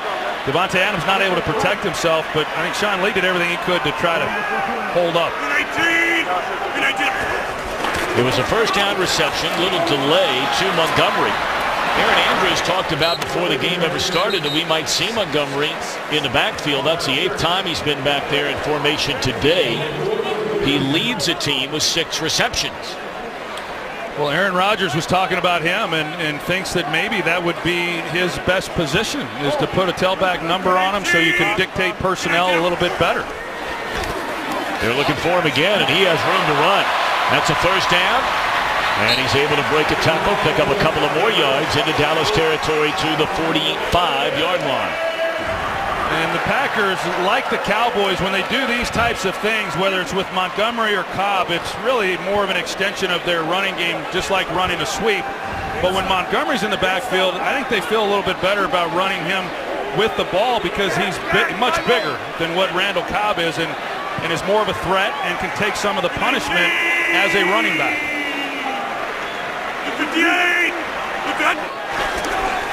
First down out of the shotgun. And again, it will be Montgomery. And he has a first down and then some. The ball comes loose, but he's already out of bounds, and that's a first down to the Dallas 30. Tell you, this young fella Montgomery only played in 6 games last year before tearing up his ankle. He went on IR, and you may remember the 3 games before he got hurt, he had 2 touchdown receptions. That's that option route of him out of the backfield. We see him running the swing. He runs the option route as well. And as long as they keep giving those throws to him, then Rodgers should just keep taking them. Adams walking back to the Green Bay locker room. It's been a very quiet back-to-back week run for Jordy Nelson. You know, he's had a touchdown in each of the first 4 games so far this year, but only 4 catches against the Giants. His church is shaken up. It's been a very hard-hitting game. You could probably say that about every game, but there have been a lot of big hits so far in this one. Small screen, stadium-size content. Watch live local Sunday games on your smartphone with NFL Mobile. Well, injuries taking a toll for both teams, and that's been the theme, really, for both of these clubs all season long. As I said, Mike McCarthy talked about what they've had to overcome with the various injuries, and then the Cowboys, you know, they've been able to play through them, but of course they lose Romo. They've been without Des Bryant. Their left tackle was out. Morris Claiborne now down in this ball game, and then you got Jeff Heath, who just comes in for Barry Church.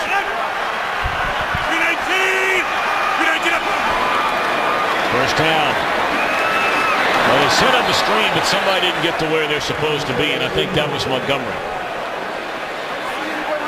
Either he got blown up on the play, or, you know, this is a good wide receiver. You're asking to be a running back. Well, he's trying to get through the line, and you're going to see Malik Collins. He does a spin move there in the middle, and it's right where Ty Montgomery was trying to get through that little gap. There is no foul for intentional grounding. Number 88 was in the area. Second down. First time I've seen Rodgers smile. Oh, boy. That's good to see. Maybe something good's about to happen. And, you know, look, we talked about the hot topic in Dallas, which we'll talk about again a little bit later on. Romo, Prescott, Romo. What do you do when that time comes? The hot topic of conversation, starting with week 1 in a narrow win down in Jacksonville, has been about this Packer offense. And Mike McCarthy and Aaron Rodgers are getting a little testy about being asked about it. Here's Lacy. Again jumps over a defender, but he's dragged down after a very short game. Well, you look at the first 4 games last year. Rodgers 72% as opposed to 56%. 248 yards passing, under 220 this year. 11 touchdowns last year, no interceptions. 9 touchdowns, 4 interceptions in the first 4 this year. It seems like it all kind of got going. You know, of course, they lost Jordy Nelson, but remember, Mike McCarthy gave up play calling duties and then took them back, and they just have not been able to get back in sync. Third down, all day to throw, and finds the open receiver. Now the spot's going to be critical here. I'm not sure Jeff Janis knew where he was on the field. He needed to get to the 21 for a first down, and let's see, right on it, and it is a first down, and they're in hurry-up mode.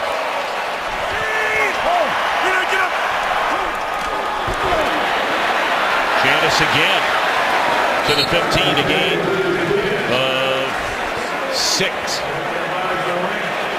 Go back and take a look at that pass previously to Jeff Janis, and here he is in the slot. He works in the middle, and I'm not sure why Rodgers didn't get him the ball right away. And like I said, I mean, he's just not seeing the field the way I'm used to seeing him. He would pick out a guy immediately as soon as they're open, and he's just late on throws, and it's made a difference in completions and incompletions in a lot of these plays. First 2 catches of the year for Janis. And inside the 5, it's first and goal on the completion of Montgomery, who's putting together a huge game. That is his 9th reception for better than 90 yards. Well, they go right back to the middle of the field, and Montgomery this time is the guy who's able to get inside, and Rodgers does this time pull the trigger immediately, which gives Montgomery an opportunity to run after the catch. Down at the 2 and no Eddie Lacy. Empty backfield.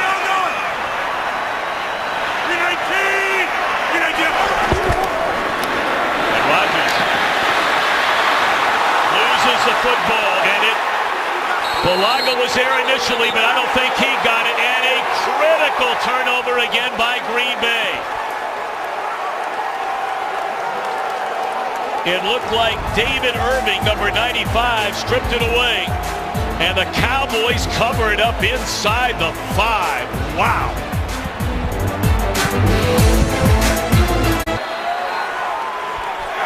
Last time the Cowboys started to drive inside their own 5-yard line was in the final minute of the first half. And they went 97 yards. Ezekiel Elliott for 2. Let's go back to the Rodgers fumble. A big one at that. Well, this was a design quarterback draw. As you're going to see, it's 1-2 and then take it. And the Cowboys are running a spy with Justin Durant. So he fills the hole, and it forces Rodgers to then go to his right. Bulaga has a chance, but these big guys, they're not used to handling the football, and it was unable to get it. And Eddie Lacy over on the sidelines on that play, but when they broke the huddle and went empty, I was thinking surely they're not going to run a quarterback draw, but that's what was called. But having said that, Rodgers got to hang on to the football. Second down, play action, and Prescott looking for the home run ball. In and out of the hands of Butler. And that is Goodson in coverage there. We brought up earlier. Suspended the first 4 games of the season. Well, he had a chance. I mean, Prescott lays this thing out with another double move against Goodson, who has not been playing, as we talked about earlier, and he puts it right in his hands. It's just that Butler's unable to secure it. But a perfectly thrown ball and a deep shot you don't see a lot of from the Cowboys, but I like the call from Scott Linehan. Backed up. They're thinking you're going to be conservative and try to run the football on 2nd and long, and they take the shot and had it. Just unable to make the play. All right, they need to get to the 14 for a first down. 3rd and 8. And it's intercepted by Morgan Burnett.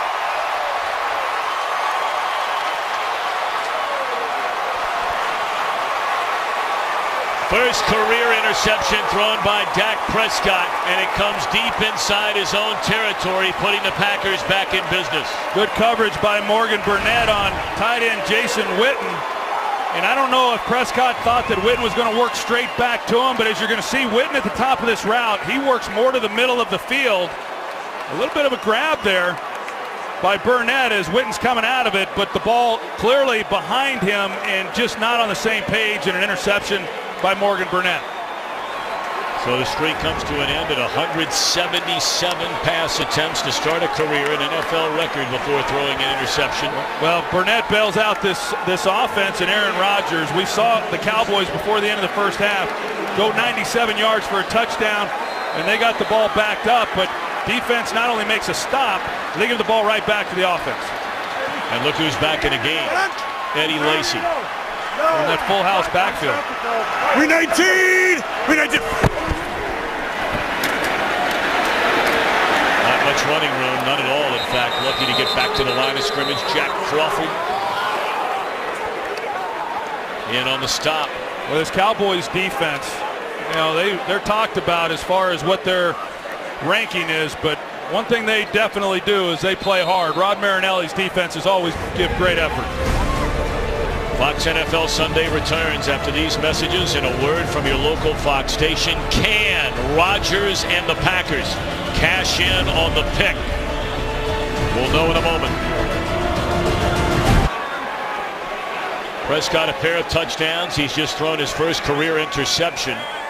Rodgers is still in search of his first touchdown pass in the second half of a game this year. They'll take any touchdown, however they can get it right now. Trailing as we begin the fourth quarter in Lambeau Field, 20-6.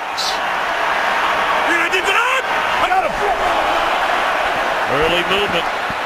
And a throw to the end zone, and it is too high. Oh, my goodness.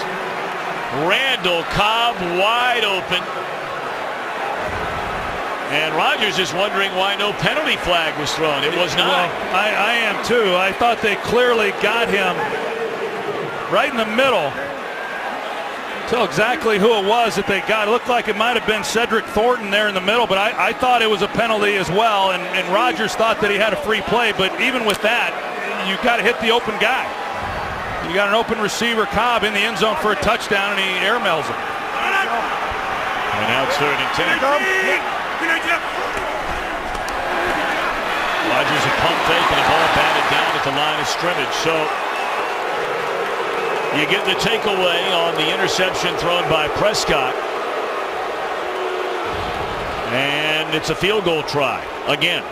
And again, this crowd's just not happy about it. And Hey, what David Irving is turning out to make some huge plays for this Cowboy defense. Well, big stop there, big stop by this defense. You know, with outstanding field position to only give up a field goal opportunity.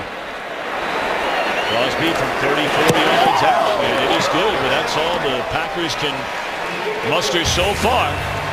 Brett Favre, the Hall of Famer, will join us when we come back. Dallas in front, 20-9. Today's game on Fox is sponsored by Cadillac and by the new Bacon King sandwich, only at Burger King.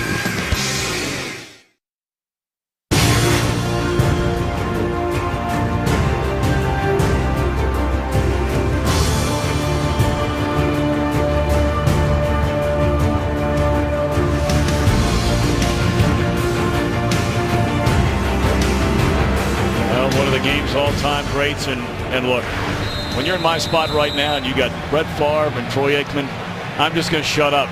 Troy, go ahead. Brett, it's great to have you with us, man. It's great to have you with us. Well, thank you. Thanks for having me. It's nice to be back here and to be honored again. So what a special feeling. You look inside some of the numbers, and obviously they speak for themselves. But look at these two guys that I have the privilege of standing next to right now. There's one that stands out to me a little more than the other one. You mean the second over one here there? laughing. He knows. And too many times it was him beating up on me. I was going to say, yeah. And we had some great matchups during those years, and all those games that were played in Dallas. And now it seems whenever these two teams meet, they're playing here at Lambeau. I know you wish it was like that.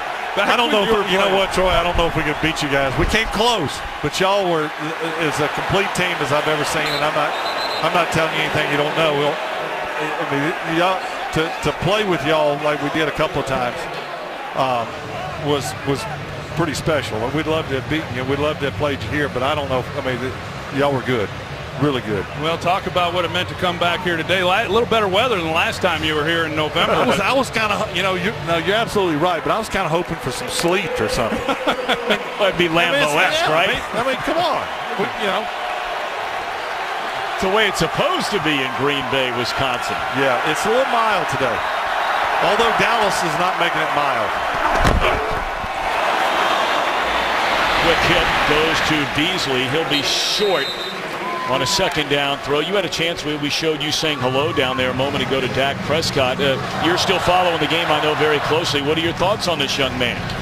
Probably no different than anyone else. I'm extremely impressed with the way he's played, with the poise that he's shown. And I'll be honest with you, I thought coming into this game it would be too big for him. Shows you what I know. I mean, coming into Lambeau Field for anyone is never easy, especially when they're playing. Their defense is playing outstanding. And I just thought it'd be too hostile of an environment for him, but he's handled it just as well as he has at home. It's a big third down momentum play here. And they look down the field, and wide open is Lucky Whitehead. He's already made one big play in the game, and now another. Oh, man. You said uh-oh as soon as the play fake. I tell you what, great view from up here. Well, they go off the play fake from up here, yeah. Yeah, and you see that they're in man coverage on the back end, and Lucky Whitehead, he runs right by Gunner. Gunner takes the bite on the play fake in the backfield, not playing his man, and they've got an easy completion for another big game. Good play call, too. 13 minutes to go. Whitehead has been primarily a kickoff return man for the Cowboys, and he has made two big plays in this game. They hand it to Ezekiel Elliott. And tripped up behind the line of scrimmage, and a flag comes in.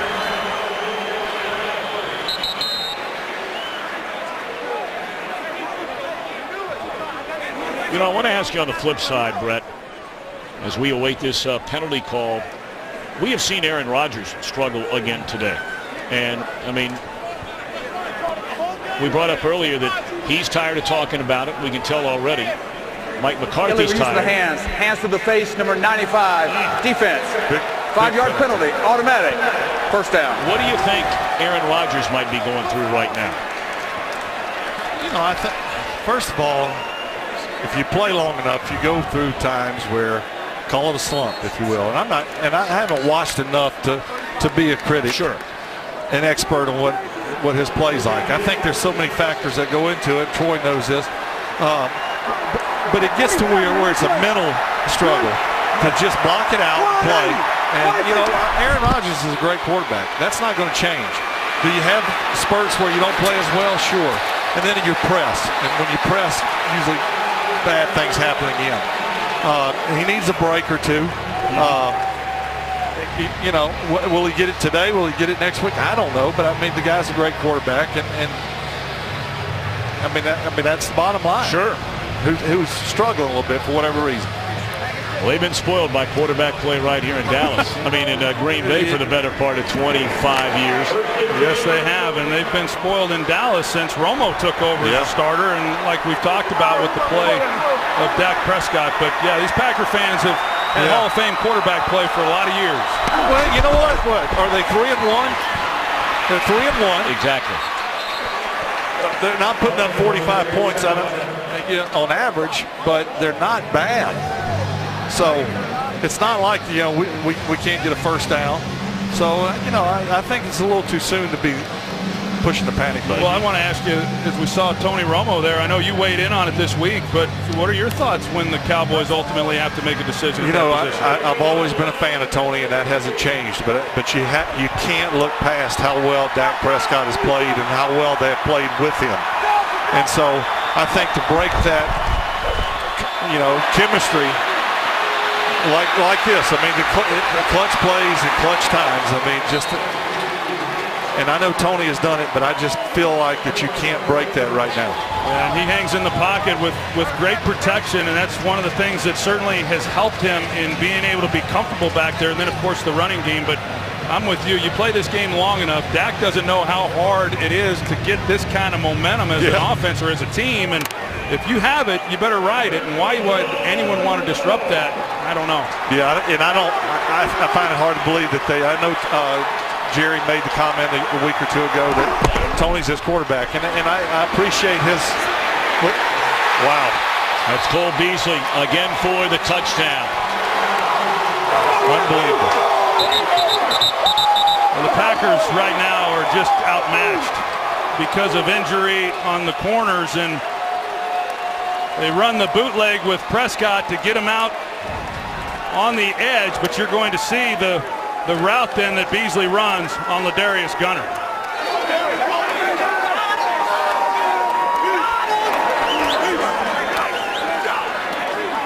It was too easy for Prescott and Beasley.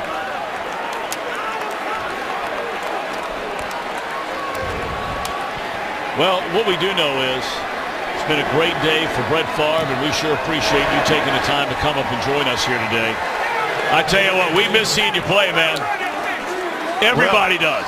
Well, I appreciate that. I think, you know, I tell people all the time, one of the things that mean the most to me is when people say that, more so than anything, that they really enjoyed watching me play. And that's what it was all about for me. All the best, man. Thanks. Good seeing you, my man. You're the best. It's been a mighty impressive game, and still a long way to go. It's not over. 10:26 to play, but the Dallas Cowboys rolling into Lambeau Field with a rookie quarterback, a rookie running back who, by the way, is again over 100 yards rushing. 4 consecutive games. And as good as it's been for the Cowboys, off the mark for Aaron Rodgers. Just another frustrating afternoon for Aaron Rodgers and really this entire offense. There hasn't been many good moments. You know, as you said coming into the game, 3-1, but it was really more because of what they had been able to do on defense, and the frustration continues.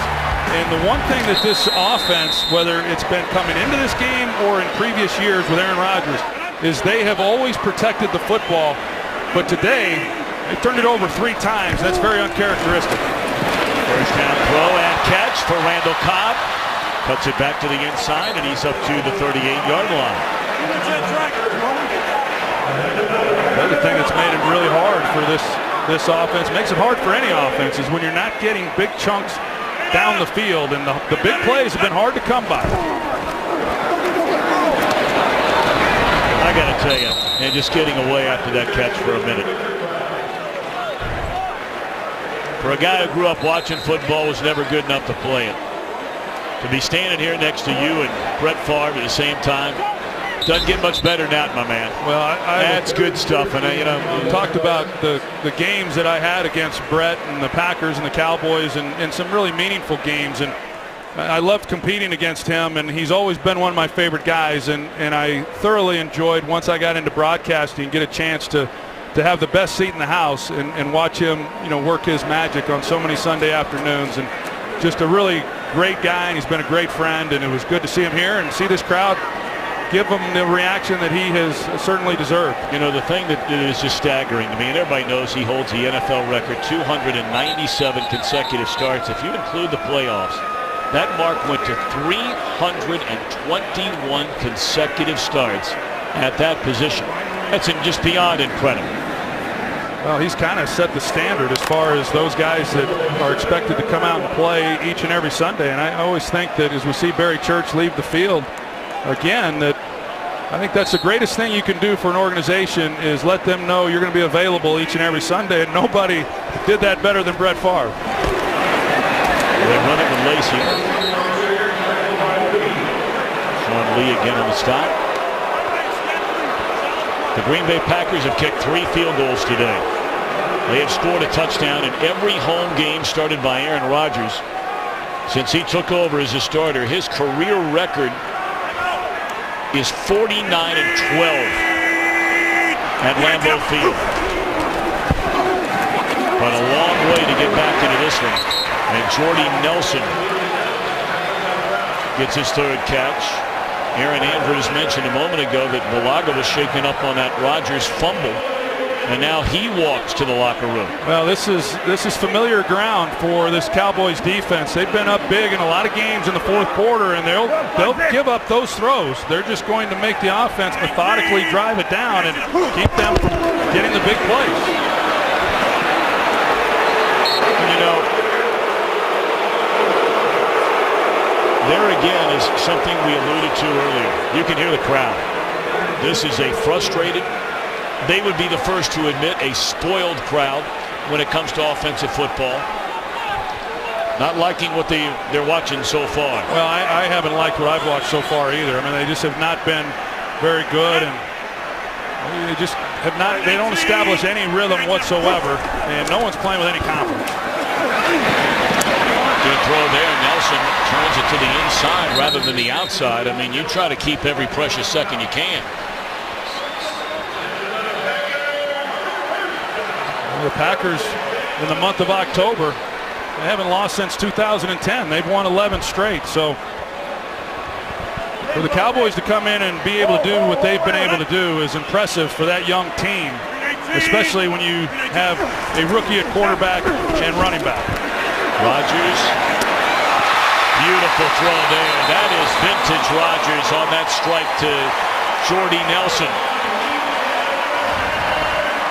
Well, this is about as good a throw as I've seen all day. It's tight coverage. You got safety help over the top, and yet you've got to thread the needle. And for Jordy Nelson, you know you're going to take a hit with the safety playing over the top, and he hangs on to it, and Aaron Rodgers throws a perfect ball.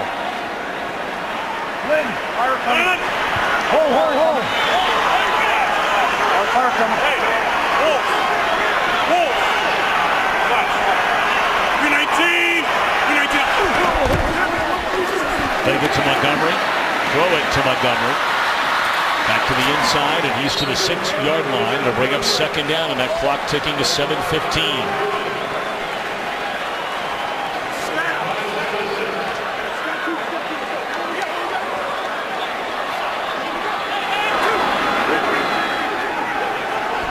Montgomery knocking on the door of 100 receiving yards. And he has 10 catches. And make it 11. This is Cobb, 18, not 88. So Randall Cobb to the end zone, and that is the first touchdown thrown in the second half of a game this year for Aaron Rodgers. Took 5 weeks to get it. Well, they block it up on the outside. They get the ball to Cobb. You're going to see here Jordy Nelson. He comes off the ball. He's going to block the entire way, designed specifically for Cobb to get the reception and then follow in behind Jordy Nelson, and they finish off this drive for a touchdown, and one that they desperately needed in order to try to put a little bit of pressure on this Cowboys offense to do something on that side of the ball again. Well, they'll take the traditional point after a flag is down to make it. Oh, we'll wait on the penalty.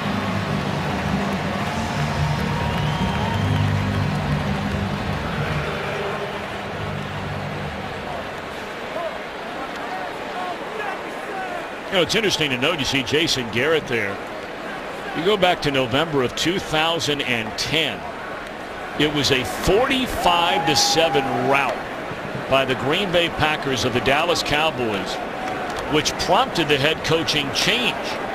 Wade Phillips was let go after that game, and that's when Jason Garrett was named the head coach of the Cowboys.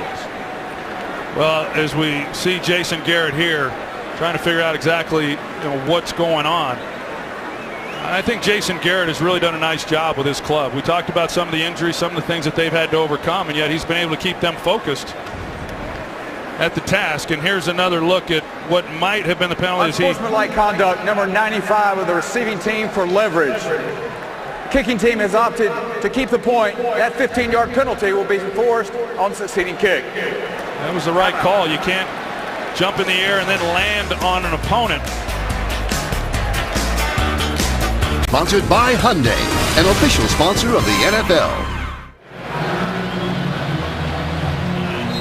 Well, the Cowboys have all but one expecting the onside kick. There's a little pop-up. It'll be handled by Witten.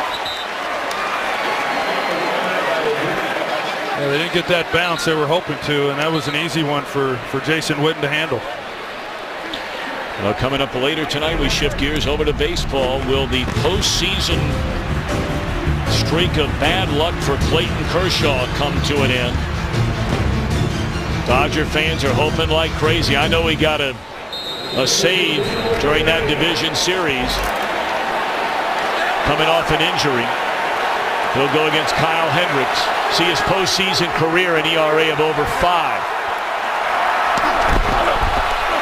They hand it off to Ezekiel Elliott. And we go downstairs to Aaron Andrews. Well, I love Brett Favre saying to you guys he thought Lambeau would be too big for Dak Prescott. I was actually asking Dak during pregame warm-ups what he thought of Lambeau Field, and he said, it's cool, but I've played in Baton Rouge at LSU. I've played in Alabama.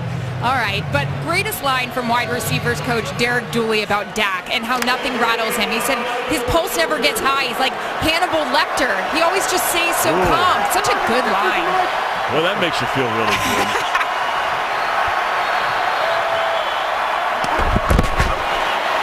They give it to Elliott again. I thought it was interesting when I met Dak for the first time. It was before our Week 1 game when they were playing the New York Giants, and I asked him how he thought he would feel going into that game as his first NFL start, if he gets nervous or what maybe he has to go through to settle himself down, and he said he simply does not get nervous, and I don't think he does. I mean, that's why he shows the great poise that he does, and I think Aaron makes a good point in her conversation with Dak that his background in the SEC and some of those environments that he had to play in, and they were the underdog, and he's been the underdog in a lot of ways for a good part of his life, and yet he's risen to the occasion. Every job that he's had, whether it was in high school, college, or now, has been because of injury to the starter, and he's never relinquished the job. And we'll see what happens here in Dallas. Cowboys call a timeout before third down. Well, by and large, you pick up a first down here, and you're very close to putting this thing on ice. 5:27 to go, an 11-point lead, and they convert to who else? Jason Witten. Well, Dom Capers, defensive coordinator, he brings pressure. He's going to bring one more than they can pick up, and yet Prescott's able to hang in there and deliver a good ball under duress to Jason Witten to keep this drive alive. That's pretty nice. That's been a good matchup right there between those two guys throughout this game, Morgan Burnett and Zeke Elliott. I mean, there's nothing he can't do. That's what usually gives those young rookie running backs problems, is pass protection, and he's awfully good there too. So that's the first down, and the clock will spin now below 5 minutes, and we'll see a whole boatload of Ezekiel Elliott now. Still on his feet inside the 40 to the 30.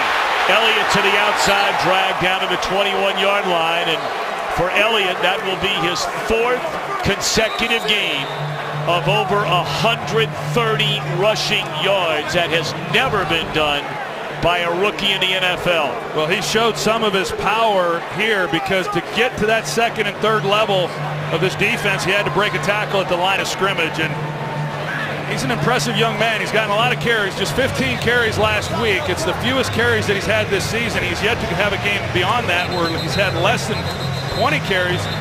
Most carries in the NFL coming into the game, and you start thinking, okay, well, how much do you want to, I know he says feed me, but how often do you want to do that?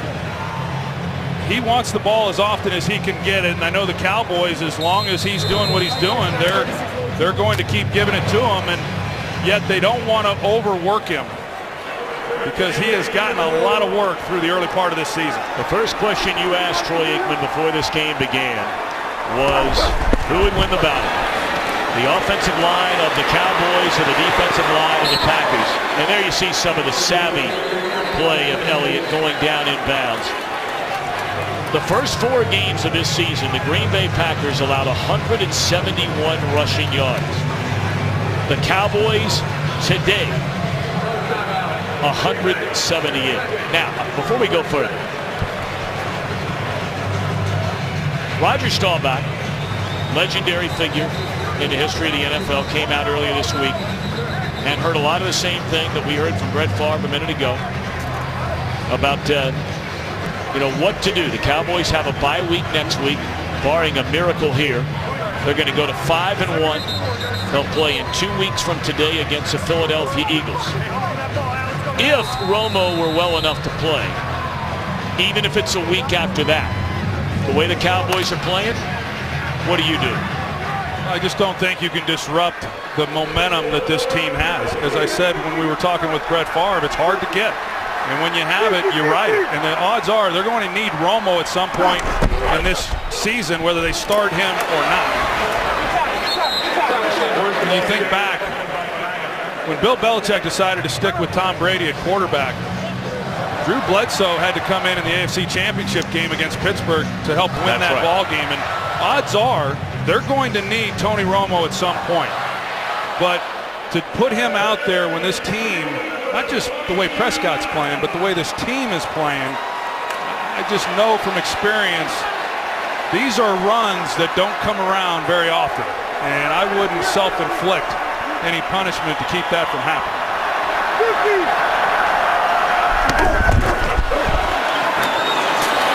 Well, the other part of this equation is so important, Troy, and you'll know better than I'll ever know, or anybody watching will ever know, about the importance of a decision like that inside the locker room. And really outside of Witten, you look at this entire Dallas offense, including the offensive line, very, very young. Romo missed virtually the entire year last year. So it's been 2014 since he last played regularly. So a lot of these young guys, they're getting pretty familiar with Prescott now, and maybe are not necessarily, it's not that they want anything bad to happen to Romo, but this might be the guy and the time now. Well, I think there's some real excitement for those that are Cowboys fans, and there certainly is in the Dallas community. When you look at young players like Prescott and like Ezekiel Elliott, and there's some others as well, but when you see those two guys in particular and you think, wow, they can be with this club for a long time and you can build something around them, people are excited about this club, and they should be. 32-yard field goal trying to make it a 30-16 game, and Bailey, when healthy, is virtually automatic. You brought up the name Drew Bledsoe remembers 2001. It's a replacement business. Sometimes that hits you right between the eyes. That's what happened to me with Brady, and again now with Tony Romo. I don't know if it's time for Tony, but it's something that every quarterback has to confront. Well, he's right, and I know there has been conversation, and people have said you don't lose your job to injury. I'm not a believer in that. I never have been. Even as a player, I didn't like that. I think you play the guys who give you the best chance to win, and if you're winning, like I said, you kind of stick with the hot hand. But I believe that they'll need Tony at some point. And as I said earlier in this ball game, usually what happens when you have decisions like this, they tend to kind of resolve themselves. I think Jason Garrett has handled the situation exceptionally well. I know the owner, Jerry Jones, came out and made a comment and said when Tony's healthy, he's going to start. Backed off of it a little bit a couple days later. Jason Garrett has not commented on that, nor should he, because until Romo is healthy and ready to play, there's no reason for anyone within that organization to have that discussion. That's what we're paid for, to talk about it. And that's what the media is paid for, and that will continue. And it's been talked about for about 5 weeks. Ty Montgomery's had a terrific game here today and trying to make it even better. A nice return all the way across the 40-yard line. They might have something in this Ty Montgomery. Even here in a disappointing offensive night for the Packers, he's had an outstanding game. That'll start your Sunday NFL kickoff and America's #1 pregame show. Troy, you and I will get a look at the unbeaten Minnesota Vikings going to Philadelphia. Eagles won their first 4. Now they've lost their last 2. Well, that defense is for real. And you talk about a team overcoming injuries. They lose their starting quarterback and their starting tailback, arguably the best runner in football, and yet they continue to win games. Catch made by Cobb. How about the job Rick Spillman, the general manager? They gave up a lot to Sam Bradford, and a lot of people had question marks about him, and how his career has gone. Yep. North Turner has done an outstanding job with him, and he's playing good football. And you know all about that defense. You and I were talking last night about former Dallas assistant. As the ball is picked up, it's a fumble by Rodgers, and then picked up by Jason Spriggs, who's filling in for Balaga. Looked like Irving again stripped the ball. Irving is playing a big part in this Dallas defense again today. Got a left hand just on it, you're right, and they're banging Roger around pretty good, but just still holding the ball. And the ball is loose again. And I think the Cowboys have it again. They do. That is a 4th turnover for the Green Bay Packers. It's been a long, long time since you've seen the Packers play this poorly at home.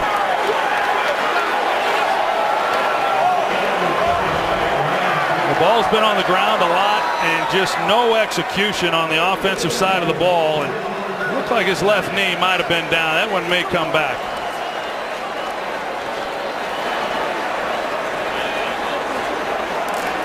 And I think that was David Irving again who stripped that football. That would be 3 strips for Irving in the second half alone.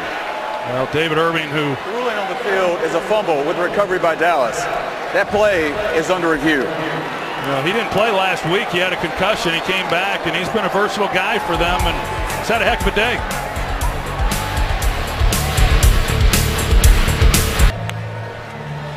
Booth review, as is always a story on a change of possession.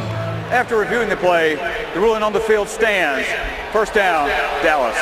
Football belongs to the Cowboys. It is turnover number 4.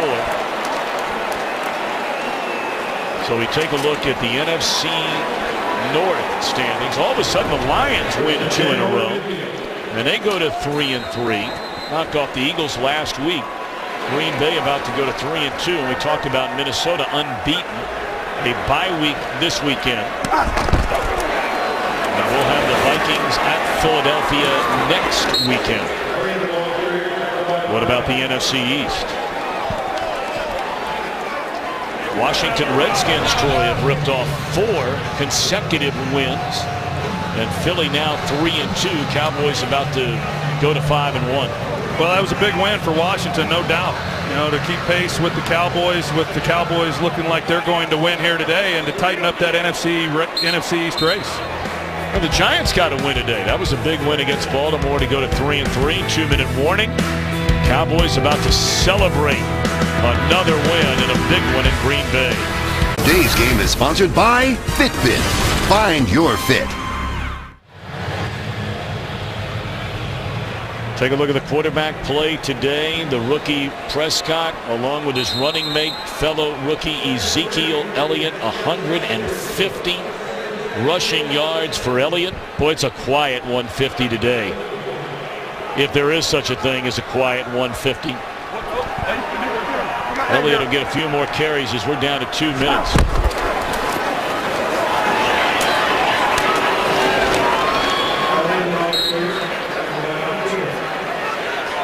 Well, time permitting, we'll have some bonus coverage coming your way. Just under 2 to go and a wild one. Seattle scores a touchdown and now kicks a field goal to take a 2-point lead over Atlanta.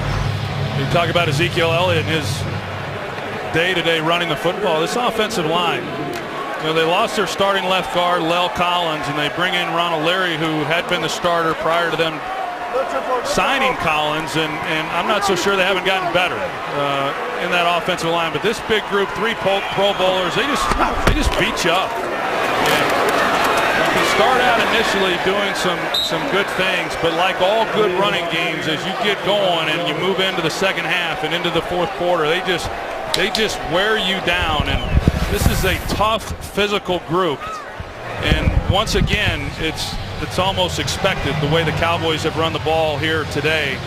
And I thought coming in, Tom, that the Packers might have some trouble holding up, just because I've seen this group so many times and what they've been able to do. But I didn't expect this, because I did think the Packers were a decent club stopping the run. Their numbers showed they were #1. But I thought that their numbers might have been inflated a little bit, but not to the extent that the Cowboys have exploited in this game. And there's the offensive line coach. He's coaching up all those rock stars up there. Yeah. And what a job he has. He played offensive line for the 49ers back in the 90s, and when he retired, he decided to go into business and decided that wasn't for him, and ultimately hooked on with Bill Callahan, who had been his coach in college. And Callahan brought him to Dallas when he was calling plays the 1 year, and he's been the offensive line coach ever since. And he's got a lot of great talent to work with, but he's done a nice job. Producer of today's game, Richie Zions. Our director, Rich Russo. The associate directors, Jake Jolivet and Rich Gross. Thank our entire crew, Brandon Terralavoro and Ian Martin, our broadcast associates. And thanks to Scott Snyder, Tom Barbary, and our entire crew up here in the booth and in Lambeau Field, Green Bay, Wisconsin.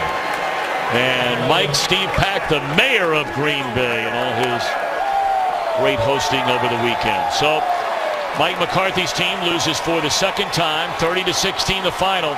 And let the debate begin.